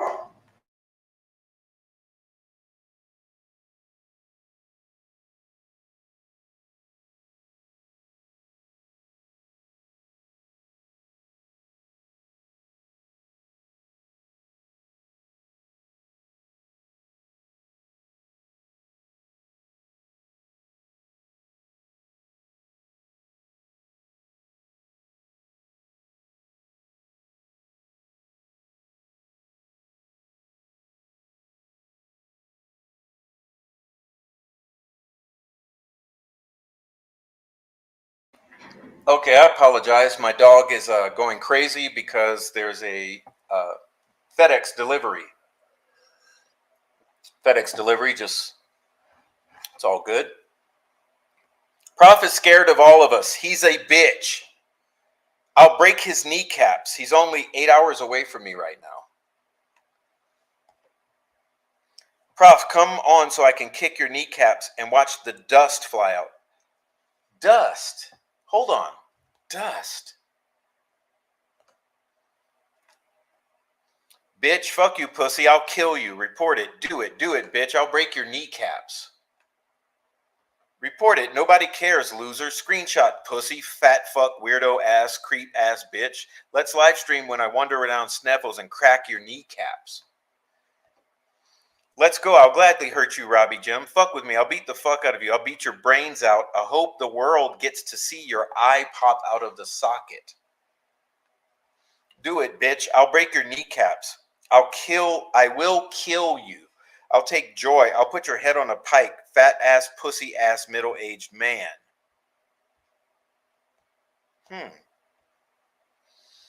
Interesting. Interesting.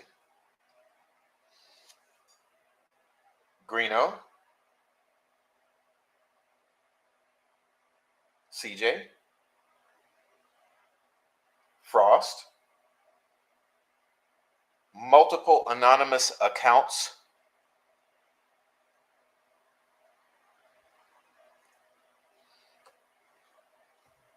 Let's talk about another thing. Because aside from the death threats, let me take a little break here. Aside from the straight up intimidation via death threats, There's a whole other thing that they like to do, okay? And honestly, this is far more concerning than the death threats.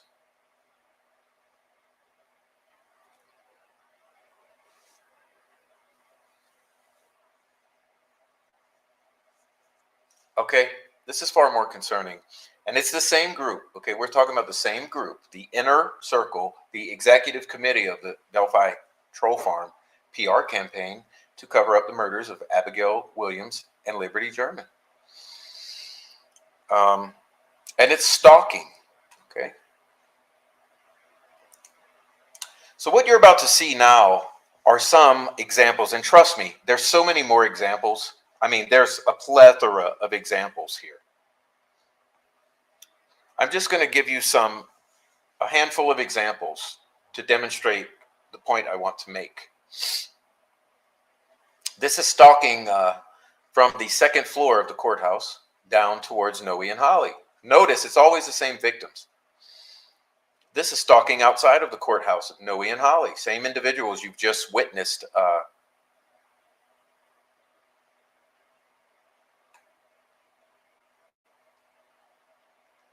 right. This is stalking. You notice the little figure down here at the bottom? This is Jinx 13. She's waiting in between the exit doors of the courthouse and the vehicle of Noe and Holly. Okay? Stalking. Let me go back to that. While another individual, Chris Long, flies the drone, so there's 2 points of stalk here. And I'd just like to remind you that Bossy is on the inside of the courthouse doing the stalking on the inside with Stephanie. Okay? Now, let me say another thing. This is also stalking. Driving by his vehicle, photographing Noe, getting in and out of a vehicle. Okay, stalking. Who's behind the camera every single time? Same individuals. Here we have stalking of Kathy Allen, Janice, Rozzy, and Augur and Max. Okay. Here we have stalking outside of the hearing. You see? Solely for the purpose of photographing those who are in attendance. Here we have stalking of Hennessy, Melvin, Skip, and others. Here we have stalking, same individuals, of Kathy Allen and Janice,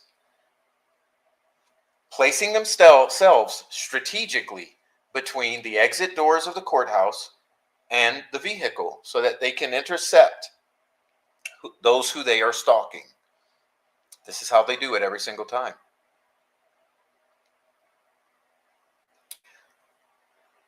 Now let me say something.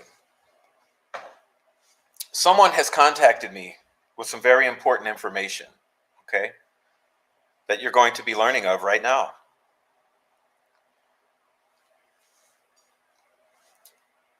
It has come to the attention of one of my kind-hearted peoples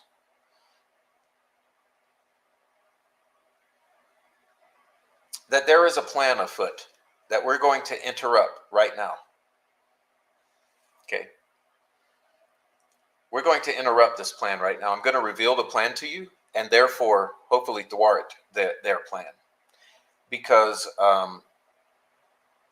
you see, you guys got to be careful what you say in front of who, because you never know who is watching you. So let me put it this way. It has come to my attention that there is a plan underfoot or underway. And I'll lay out the plan to you. The plan is that there are some individuals, thanks to my source, who overheard this conversation. There are some individuals who have formulated or come up with a plan to rent hotel rooms in the same hotel in which the jury is staying, so that they can photograph, eavesdrop, and possibly interact with the jurors in the bar and restaurant, and coming and going.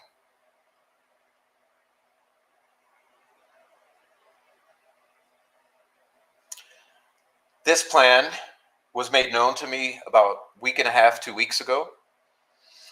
I've been working on trying to get cooperation with some individuals, but my efforts have sort of been failing, so to speak. But unfortunately, it's been a difficult go because obviously this information is highly protected, so it's been hard for me to get.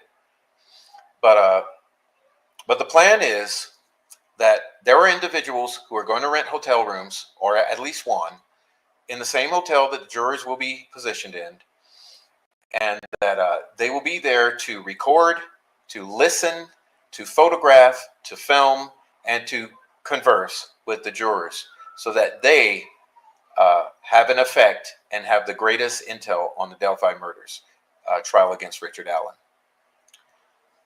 Now, I've already submitted this to the proper authorities and to the attorneys as of a week and a half ago, so that they can get the ball rolling on thwarting these plans. So it's now my attempt at this very moment to share it with you publicly, so that the entire community can be on the lookout for this behavior. So you guys, here's my message to you. Anyone in the listening audience, or anyone you know that might be in attendance of the trial for Richard Allen, it is my hopes that you will be on the lookout for this sort of thing.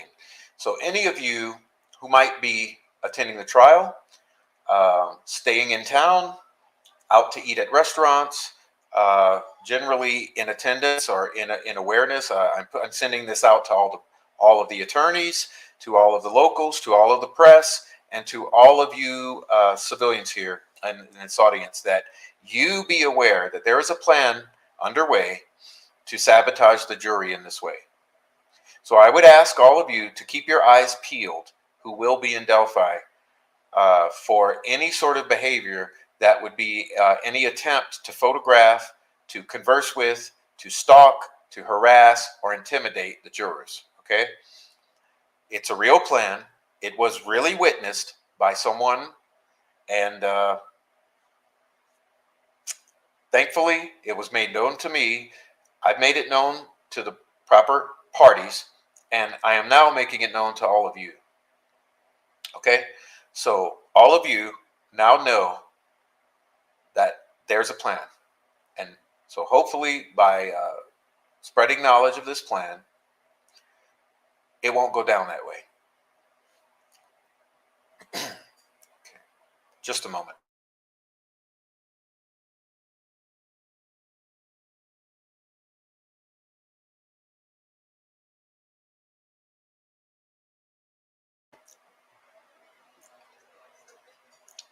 All right, so next up, there's something else I want to reveal to you. That it's something I have not announced yet, because I was working with law enforcement, and it's now in the federal hands. Okay, it's now the subject of a federal investigation due to the particular avenue, and that is that Noe and I have been the recipients for now some 4 months of harassment and intimidation through the mail service. Okay. So Noe and I have been receiving various intimidating and cryptic mailings from some anonymous party that is mailed out through a post office in Indianapolis. We've all received multiple mailings. This individual is trying to hide their identity by obscuring the handwriting. Okay. We have submitted this to local law enforcement in both of our jurisdictions, and local law enforcement has done a good job documenting and taking note of it. Then they returned the pieces to us with the instructions to bring them to our postmasters in order to open up a U.S. Postal Inspection Service investigation into these mailings. So that has been done. So there's now a U.S. Postal Inspection Service federal investigation into this individual who has been sending these unwanted, harassing mailings in order to intimidate Noe and I. Okay. So I'm now revealing it to you because we feel that there's enough evidence now that the person as implicated themselves, and we know who it is. Okay, we already know who it is, and it's bossy. It's bossy. So here's some of the mailings that have been sent. So this is Kristen Deffenbow was sent to us. Okay, Kristen Deffenbow. Deffenbow is Kristen behind the crime door. Okay, this was sent to us in an envelope. Okay, then this one. This one says, it's a screenshot from Ruckus Discord. PSA, the funny looking urinals at Tampa Airport just blow your pee all over the place. Nice joke, Ruckus. That's a good one. Hybrid Pisces, Megan Lee O'Connor says, better be careful pulling out your camera in a public restroom, Ruck. You may find yourself in a cell with Donovan, my son, all of a sudden. Okay. So what if my son is gay, Hybrid? What does that have to do with anything? But I don't know why Bossy chose to send this, but I guess it's supposed to be intimidating. All right, here's another one. Bossy Karen White, vicarious vigilante, same person. Well, we know that, and so do you. What are you? You're not telling us anything. Why are you doing this weird shit to us? Chris Chadwell, in a relationship with Nealyn Westfall, December 10, 2015, originally posted on Meow's Twitter. Why would you send this to us? And remember, this is just a small example of some of the things. This was sent to me.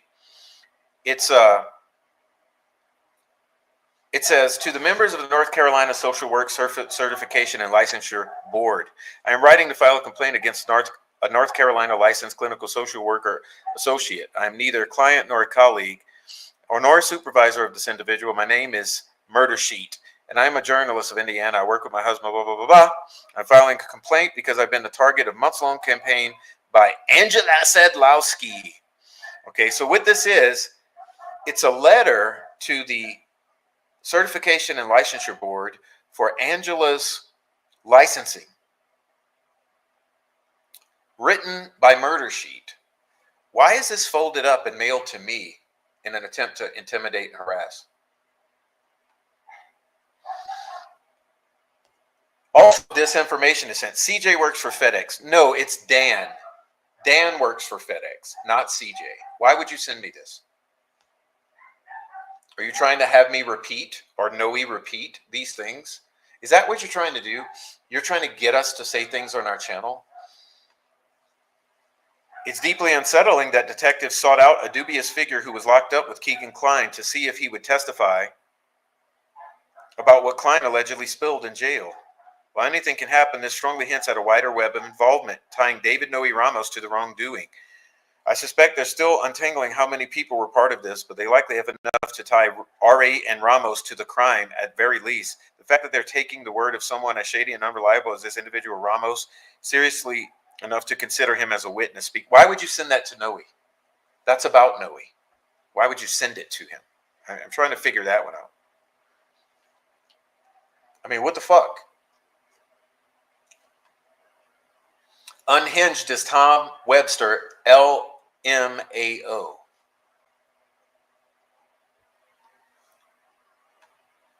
Sending Noe and Josh in the canoe with Noe's hairline highlighted with a highlighter. Is this intimidate to laugh at Noe? By the way, Bossy, I still have the screenshot where you're mocking my hairline, so it sort of fits. What is this? This is, Don't forget to tell Prof, someone representing the victim's family, F you. He told someone representing the victim, F you on our live stream. And Noe got in my face not once but twice in the courtroom. His breath stinks. That's how close he got in my face, demanding to know who I was, why I was looking at him. And you send that, which is your own quote, with 2 pieces of gum to Noe.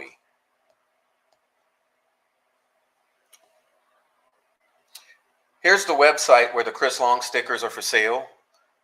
This is neotacticalgear.com. It's a law enforcement obsessed website. It bases itself in Ohio. Okay. It's the only place in the world to get Chris Long sticker. P.O. Box 891, Chardon, Ohio 44024.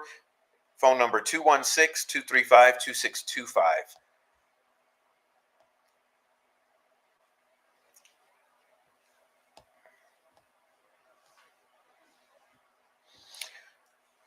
All right.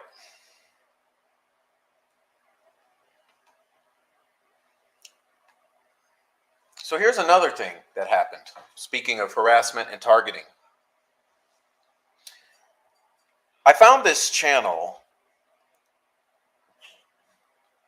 I would say it was, geez, I can't really tell you. December. I found this channel approximately maybe the last week or 2 of December 2023.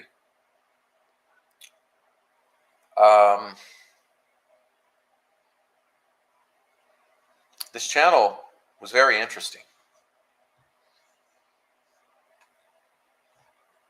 Created December 17th, 2023. There's some videos. The Truth is Known, December 17th. What Do We Know, December 17th. Incoming, December 19th. Initiate Phase 2, Calling Out Double Standards, Operation Darvo, December 26th. One of these videos,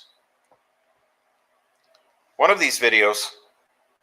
of these videos included Morse code. 2 of these videos included Morse code. The first one had some glitch that was in error, and the Morse code was untranslatable.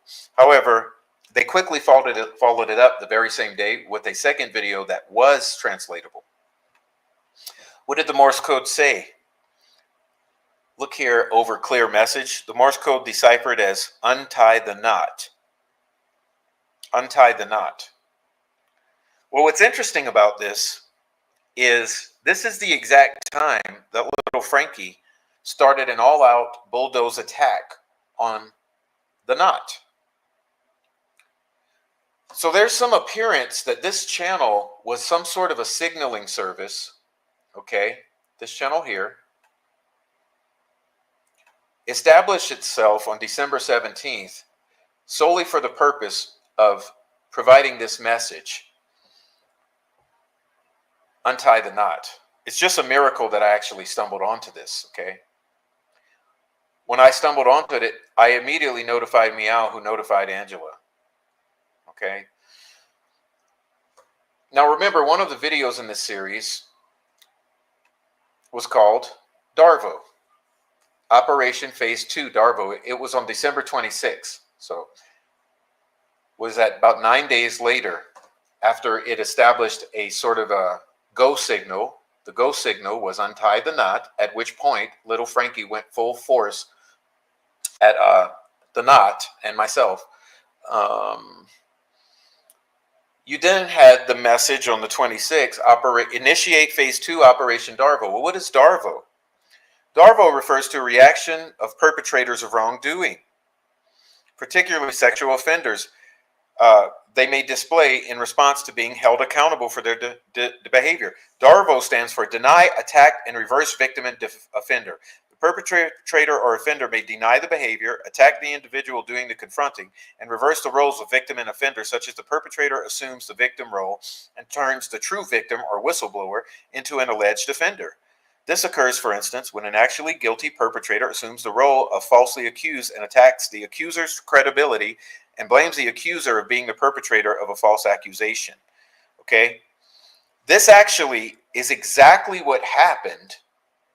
Okay, so let me show you again, December 26th.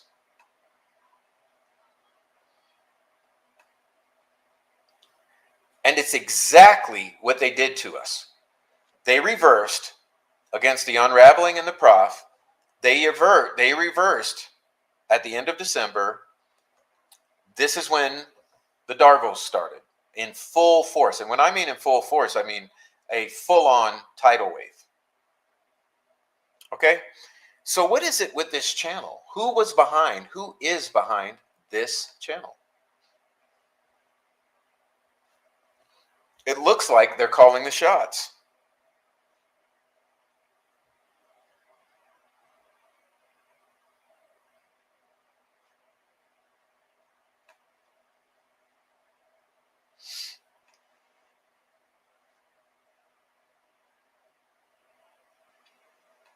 Who's JH?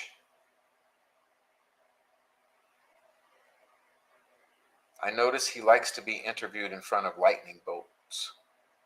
Darvo.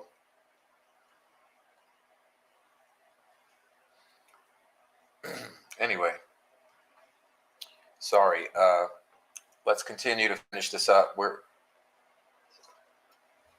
finishing this out. I'm trying to reach the end of the road here. Again, you guys can go look at this for yourselves. I'm sure that this channel will be deleted because of the exposure here tonight. But don't worry, I've got it all documented. All the videos are saved, all the screenshots, all the forensics. We've got it all. Okay. Oh, Jerry Holman. Oh, really? Is he that desperate? Is he that desperate? Is he sending out messages to the troll farm to attack regarding untie the knot and regarding initiate Darvo? I'm sorry, that wasn't it, right? That was it. Initiate Darvo, December 26th. Is he the one like that's signaling these people? Anyway, don't know.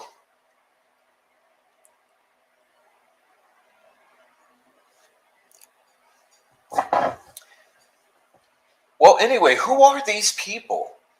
Who are, like I said, like it's a very big temptation to look at them as human beings and not look at them as working. They are working.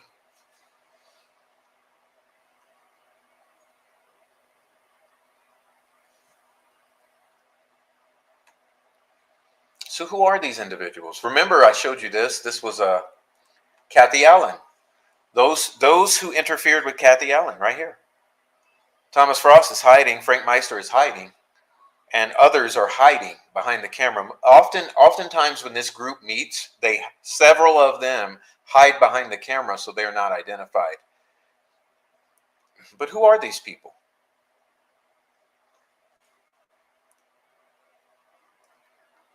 Why do they act in concert as creators?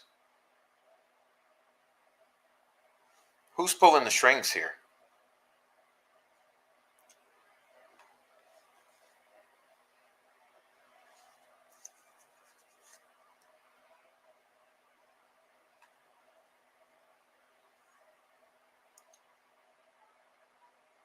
I guess you've earned your worth, Frank Meister. According to Mike Patty, you've proved your worth. Isn't that the quote that Mike Patty said to you? You've proved your worth?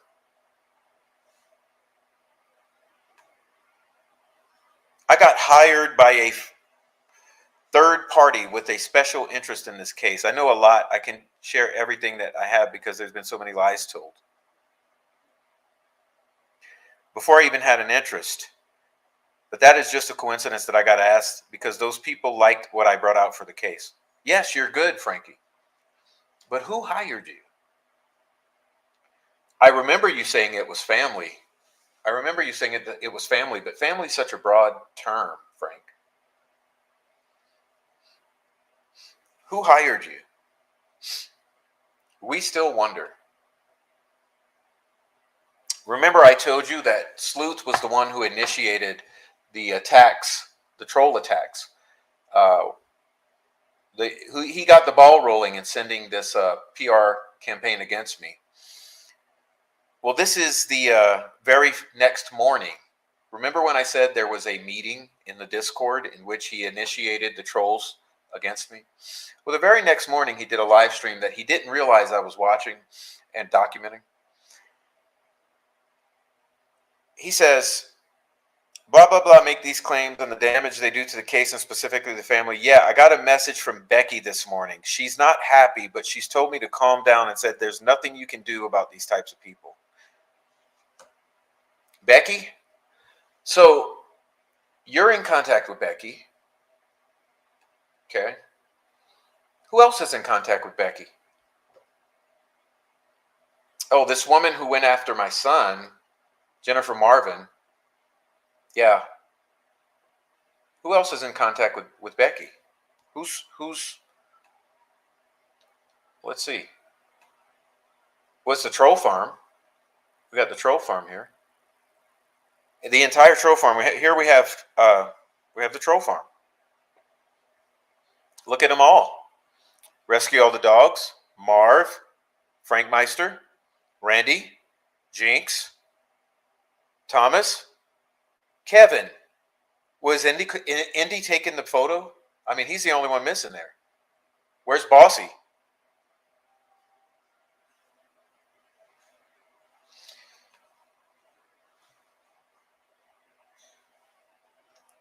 Getting marching orders?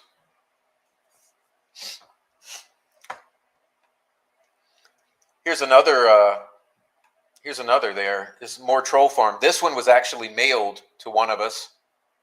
This is one of the mailings. You'll notice in here that the person in the blue shirt is holding a troll farm sticker made by Chris Long. Troll farm meeting here. We got Jinx, who was just talking about Randy, about drugging Randy and having to pick his fat ass up with a forklift, smiling in his face, patting his back. Rescue All the Dogs here, in the middle of every problem that ever exists in this case. She's right there. She's one of the silent movers because she likes the drama. Here we got Frank Meister, Mike Patty, Kelsey, Frost.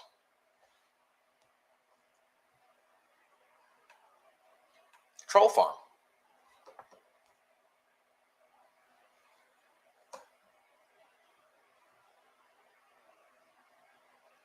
Troll farm.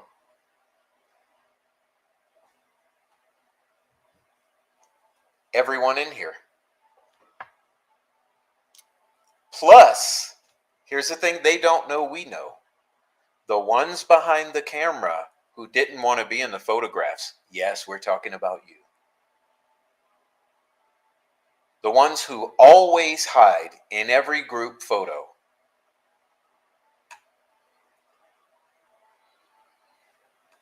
Now you look at them as endearing people. You look at Ruckus, oh, he's a sweet Boston accent. Oh, look at Jinx, she's a sweet Kentucky accent. Oh, look at this one, she's sweet for this reason. Yeah, all the fucking endearing qualities that they use as a mask. This is why you can't look at them as people. You have to look at the motivations and the actions and wonder, why do these people do this? Why have they done this? Why is every single one of them in direct contact with Becky Patty or Anna Williams?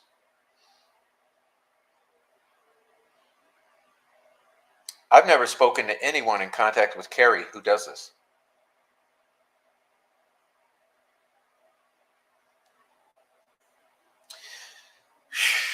Well, so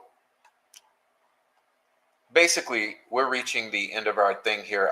I wanted to finish off with with an individual who has provided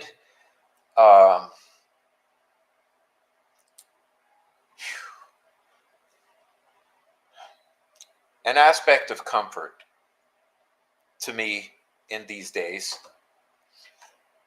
Okay.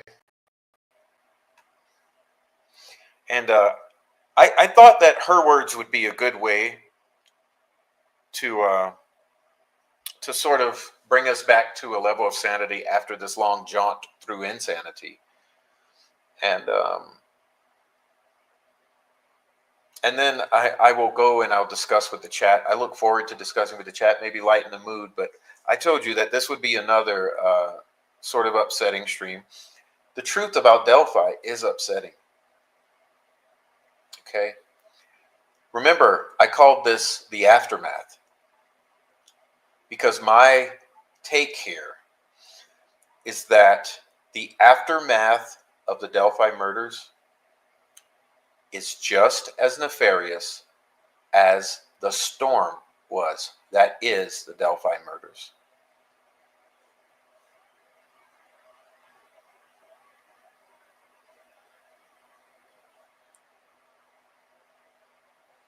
So let me bring her words onto the screen because she's such a kind-hearted individual, and her words help to give me comfort in times that I am stressed.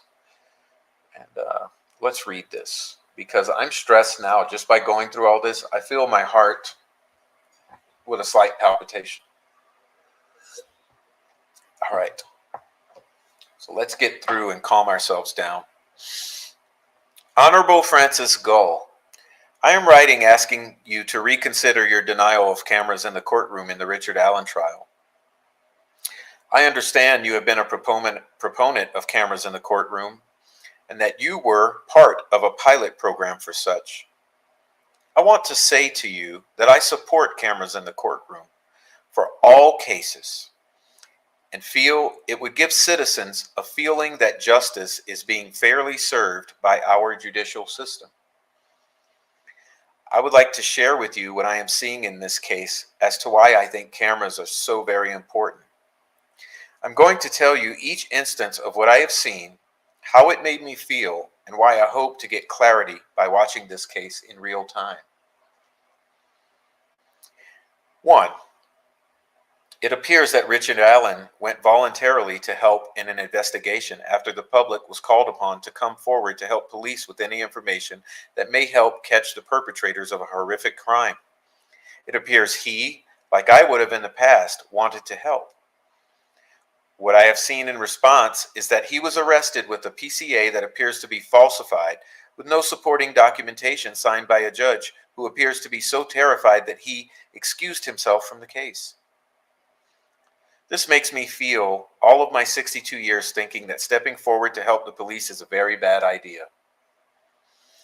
I will now never step forward to help police.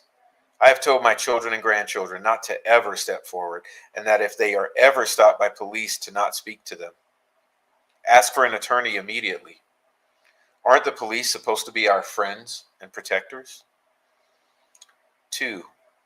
It appears that the defense is being prohibited from being able to defend their client in a proper manner, and that their client, had they not come forward with their statement and memorandum, may very well not be alive today. It appears that a man who is by our Constitution considered innocent until being proven guilty was being mistreated and outright tortured as if he were a prisoner of war, yet has never shown violence of any kind. Even the Geneva Convention prohibits this kind of treatment of prisoners. As a regular citizen, this is terrifying to see and hear. It appears that Ellie and the prosecution have destroyed evidence, falsified evidence, and obstructed justice by losing unbelievable amounts of interviews and other evidence needed for a fair trial. They have forgotten who and when they interviewed people, even going so far as to have lost the name of a professor who had pertinent information regarding third-person guilt. Fingerprints appear to have been lost. A bullet has magically appeared after a crime scene was thoroughly combed over by trained CSI. How does this happen? A citizen finds it? There's no chain of custody? How does this happen? How do we trust Ellie and the prosecution? How horrific to have to come forward to help and be sitting in prison, treated worse than a war criminal, yet much of what would prove I am innocent is missing or destroyed. With number 3 above in mind, how is it that the prosecution and LE can continue to try to remove the defense when they themselves have what appears to have been committing perjury and obstruction of justice? Why is this? How can making an easy email mistake and having someone you trusted and consulted with in the past totally betray you compare with outright falsifying other people's testimony on a PCA with intentionally hiding the names of a man who has an education in a subject that provides other more likely persons of interest? How can it be okay for this many interviews and evidence to be lost with no repercussions for the people who were negligent? Is this intentional? From my eyes as a citizen, it sure looks that way. Number 5, it appears that the parity that is supposed to exist in our justice system between those who have and those who have not the ability to pay for the defense services is not being upheld in this case. I am not a rich person. It appears to me that were I arrested, I would not be able to expect a fair trial by having my defense paid in a timely fashion, nor my defense to receive funding to provide expert witnesses on my behalf. Is our system only for those with great wealth to have a fair trial? How many other citizens are sitting in prison right now because they were denied what is supposed to be their right to fair and equal representation? I have found a whole new respect for those that defend the accused in court. They are making sure anyone accused is found guilty and incarcerated by facts, not fiction.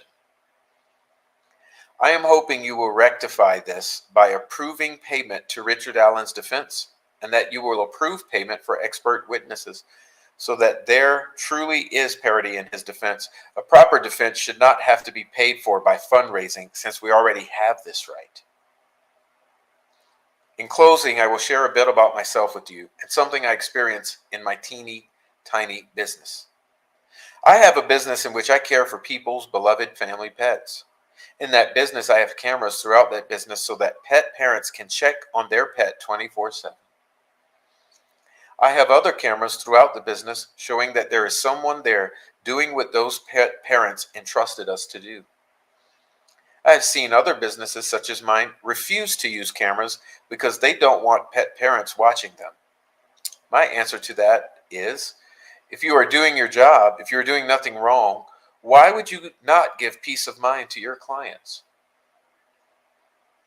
Your Honor, I am asking you the same. Why would you not give the citizens of this country the peace of mind to see that our system, paid for by our tax dollars, is doing its job and that it can be trusted? I hope you will reconsider your approach to the cameras, as well as making sure this is actually a fair trial. I want to have peace of mind that my country's justice system actually works to protect its people. At this point, I feel nothing but fear and sadness with what appears to be going on. Will I be next? Will one of my children be next? It is absolutely horrifying. Thank you for reading this email. I hope it provokes thought and that we will end up being able to see real justice in the end. Have a wonderful day. A loyal citizen of the United States of America. Please pardon my not signing my full name, but I am scared of the repercussions of doing so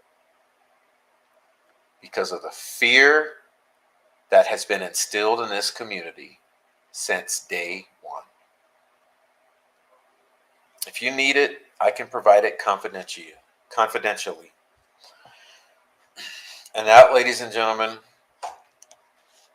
is the close of my Truth About Delphi, Part 2, The Aftermath. And I ask you to do the same. Speak these things. Live these things. Walk in these things. Write to the judge. Express to her your feelings of the absolute dire need for transparency in the courtroom. Because look at all the harm that has been done. Look at what we are facing. Threats, intimidation, doxing, stalking, harassment, drones, guns. You guys remember the guns?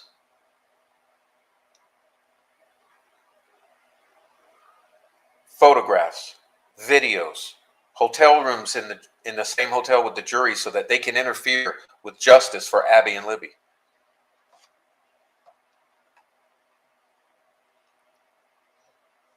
Sorry, I didn't show page 2. Let me show you page 2 in case you want to screenshot it.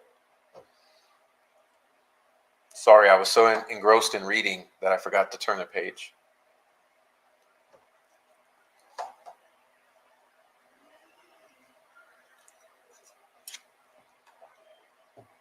They are going to try to interfere in justice for Abby and Libby beyond what they already have. Ask the judge for transparency so that worse doesn't happen. How many more bodies have to follow the bodies of Abby and Libby? How many more lives have to be ruined? Without full transparency and resolution in this case, in this trial, more people will die, more people will be emotionally damaged, more harm will be done. Please, pray for justice for Abby and Libby. Ask for transparency in the trial of Richard Allen so that we can all have confidence that justice is served. Thank you very much, Liberty. Thank you for all you do to bring truth and light. Prof, you and Joe are the best at bringing the truth to light. I pray Richard Allen is found not guilty. Thank you, Liberty, Truth, and Justice. I bet that witch didn't even read this. I bet she didn't. Thank you, guys. Very well said. Yes, she's a beautiful woman. Okay, thank you, Prof. All right. Pray these things. Yes. Thank you so much.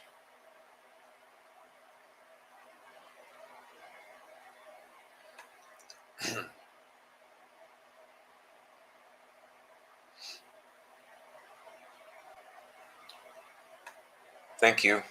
Thank you for the super chat. Thank you very much. Rest in peace, girls.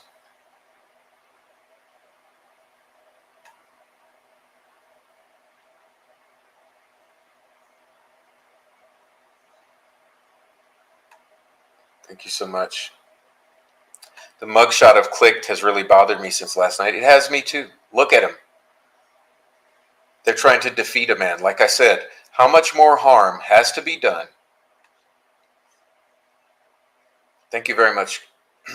How much harm has to be done to people in this community? Remember the prayer for Kathy Allen? Thank you very much, you ladies and gentlemen. I see all these beautiful comments. Thank you so much. Thanks, Prof. All this has happened to me, so I know what they're capable of. Thank you. Thank you all. Thank you for the beautiful comments here. I'm going to catch up with them in a second. Let me read again, because it's worth it. The amazing statement from Kathy Allen's attorney, because I could not believe my ears and eyes. Because You must understand the conscientiousness it takes to make a statement like is including in here is off the charts. It's only of God. Okay. Kathy's answers to these questions is most definitely and emphatically no. Kathy's marriage has certainly been profoundly affected by Rick's incarceration, and both of them are suffering immense stress. Kathy loves her husband, believes in the sanctity of marriage vows, and believes that the same presumption of innocence that our legal system gives to Rick should be given in equal measure by her to the husband she loves. As to her husband's alleged confessions, it is not true that Kathy now believes them, but at this time, Kathy will limit her response to just that. Finally, she has not been going around telling people these things. Kathy certainly has strong opinions and much to say about these matters more broadly. Perhaps on the very near future or further down the road, she may be willing and able to say more. For the time being, she is only responding to the direct questions asked that do not relate to the facts of the case, but do relate to Kathy herself and her reputation. Listen.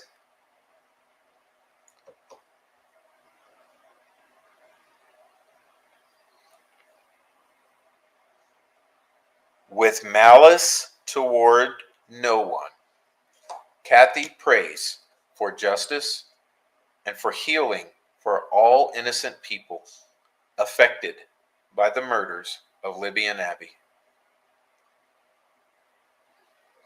And that is all the victims of these people.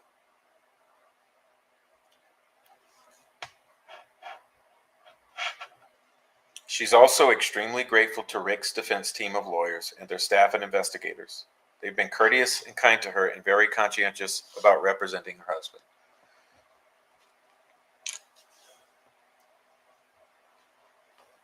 Ask the judge to allow the victimization of all the innocents affected by the murders of Abby and Libby to end. There needs not be one more victim.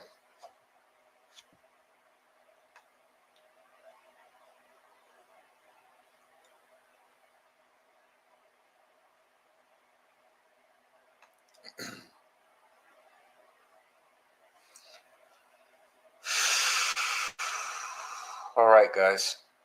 So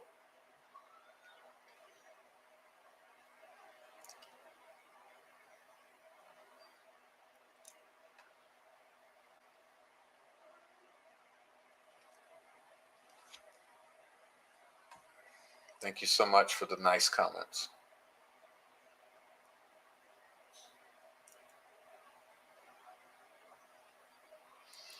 Nice comments. Thank you so much. Thank you, Jojo.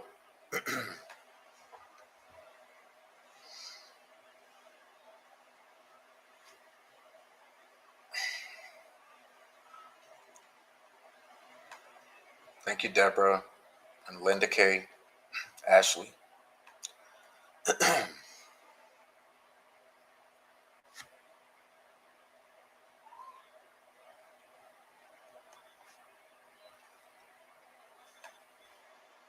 All right, you guys are awesome.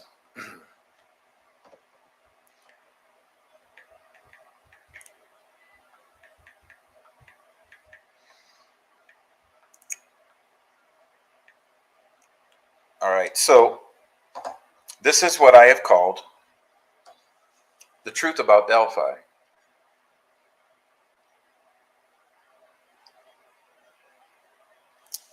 Two-parter. Part one, we discussed the crime. Part two, we discussed the aftermath. So I hope that these two live streams have meant something to you and that they will be long-lasting and ring true for a long time.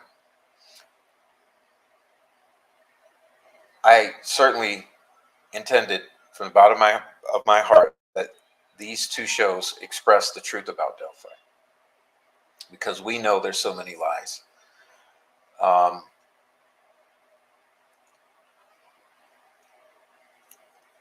Tomorrow's show should be a good time.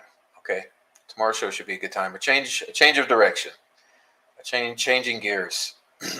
This was a tough This was a tough couple to get through. I know it was a lot of serious matters that had to be looked at. Tomorrow, more lighthearted and back to talking like people. And I think you're going to enjoy tomorrow's show. I'm going to keep it a surprise for now, but it should be a very enjoyable, low intensity discussion. So I look forward to that. I just love you guys so much for the contributions to the chat. I mean, without your amazing words and hearts and the things that you add to the conversation, this would be nothing. Like, these conversations just get better and better. And it's very odd here. I want to say this to a few people that sent me some messages tonight.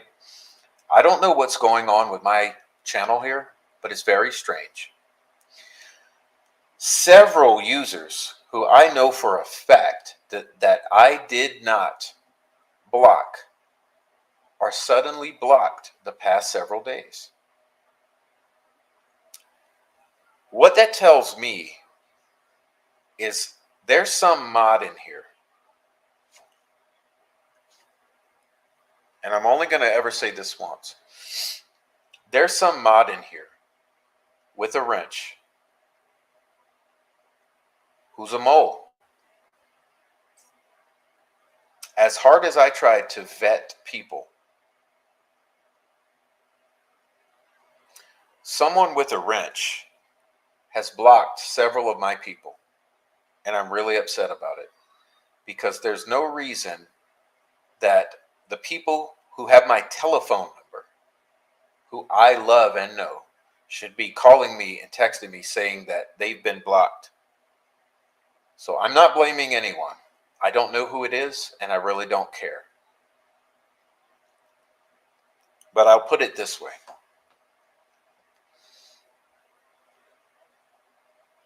I'm going to undo the blocks to save my friends, and because you kept my friends from being able to participate in these past very important discussions. I'm going to ask them to join the comment section so that they can contribute their thoughts, but you've just blocked several of my good friends from being able to participate in these discussions. And I'm furious, because how dare you do that? Thank you, Deborah.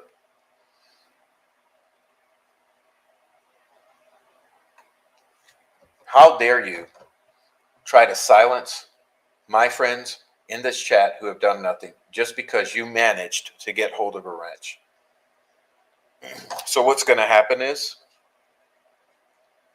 since you silenced my people, if I find out who it was, you're going to be dealt with. But whether I do or not doesn't matter, because the next time it happens, every wrench goes away.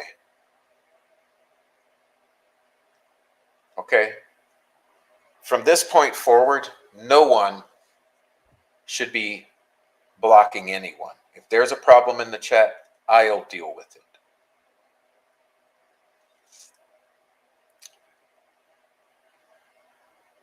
Anyway, I'm upset because my friends are very important people. Perhaps the best brain on this case you've blocked. Perhaps the best heart in this case you've blocked.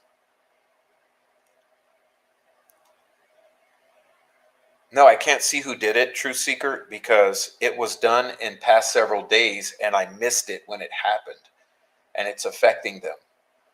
It didn't happen tonight, so I can't look and see. But it has happened some point in the past week. So whoever did it, you might want to watch, because if I find out, I will expose you.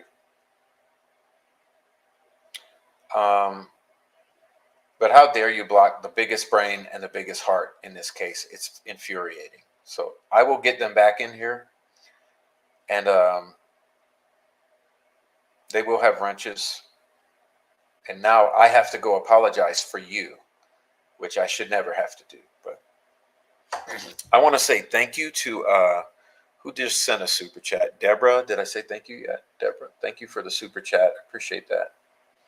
I don't mean to miss you. I did miss it. Okay.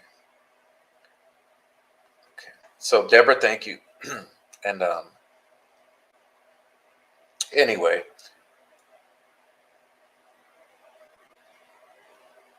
okay, you guys. I see some comments. I'm not going to go cover those too much, but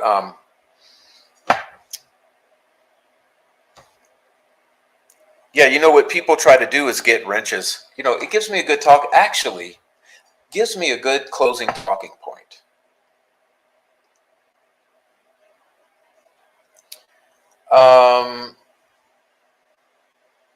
You see, some of these people, especially Jinx 13, she likes to get the wrench specifically to control the chat. I've shown you those screenshots before. The one that was most damning came about Rick, about getting a wrench in Rick's channel. So the very reason that they like the wrenches is so that they can control the chat, to boot bitches out, as they say, quote, in order to control the chat. So it tells me that the two people they kicked have something very important to add. And if they have, if I have their permission, I will be speaking their names soon, maybe tomorrow night. Anyway, that's what's up with this, and we'll leave it at that. But I'm gonna get out of here, and I'll join you in the chat on the way out. But let me give my promotion now. Let's see. So all of you have seen that Noe posted a link. He said he's going live. Go visit him. Any of the YouTubers that you see hanging out in the channel, please subscribe to them, especially Sleuthy Goosey, who adds a lot of good information. And please visit my donation pathways. And one of the mods, please put them. They're up over there. They're over there in the About Me section, or in the description of the channel. The channel description contains some of my pathways. We have Buy Me a Coffee. We have the merch. We have Cash App. And of course, the super thanks and super chat. So please help the channel out by contributing to the channel. If you're on the replay, especially, be aware you can support the channel that way. And you can also leave comments down below. Please, please, please, please leave comments, because when this live is over and it's on a replay loop, sure, you can't join the conversation on the live, but you can absolutely join the conversation down below the stream. And on every live, there's an amazing conversation down in the comment section. So please keep that conversation going. And if you're on the replay, go ahead and hit the comment section so that people can hear your voice and you can add to it. And let me say one final thing. This has been brought to my attention. On my most important streams, I'm noticing a pattern here. YouTube's algorithm is extremely messing with the ads. So what often happens is when the streams go live, when the replays go into effect after the live is over, the ads activate. And the ads have been off the charts bothersome, like every 5 seconds or every 30 seconds ads. So what I've ended up having to do is go through every live stream, demonetize the ad stream, and go in there and tell them, don't do that. And it's extremely off-putting to the viewers to have that many ads. It's also extremely off-putting to me to have to go and do that process. But if you happen to catch a replay of a stream that is just smothered with ads, please let me know immediately. I'm going to be trying to be more on the lookout for that. But they are really, it's almost like they're trying to kill my stream and disengage viewers with the relentless ad content. It's infuriating. So I'm going to be looking and trying to deal with the ad problems with the algorithm. But what I've noticed, every of the best streams I've done, the one I did called The Unacceptable regarding law enforcement, that one was stifled. The one I did with retired Master Trooper Joe was stifled. The one I did last night was stifled. I'm sure this one will be. And one of the ones I did with Voorhees called Criminal Underworld was stifled. So if you happen to stumble upon an epidemic of relentless ads, please let me know right away so I can go and try to correct that with YouTube behind the scenes, because I cannot believe what they do. It's almost as if they want to have my viewers disengage, but that's a whole conspiracy theory. We don't do that here. We do facts. So God bless you all. I'll catch you in the chat. As usual, I'll leave it open 5-10 minutes so that we can chit chat in there. But geez, when you see ads like that, let the creator know, because that means that I believe they're trying to gank the algorithm, so to speak. So God bless you all. I'm out of here. I'm gonna go spend time with my little son right now, and have a great night. And hey, we will see you tomorrow night, Friday night show. You know we do every Friday for sure, even if we don't do anything else. So we'll see you Friday. God bless, and support the channel. And please go ahead and leave a comment down below if you're on that replay. Hit the like on the way out also. So I'll see you in the chat in 2 minutes. God bless you all. Love you.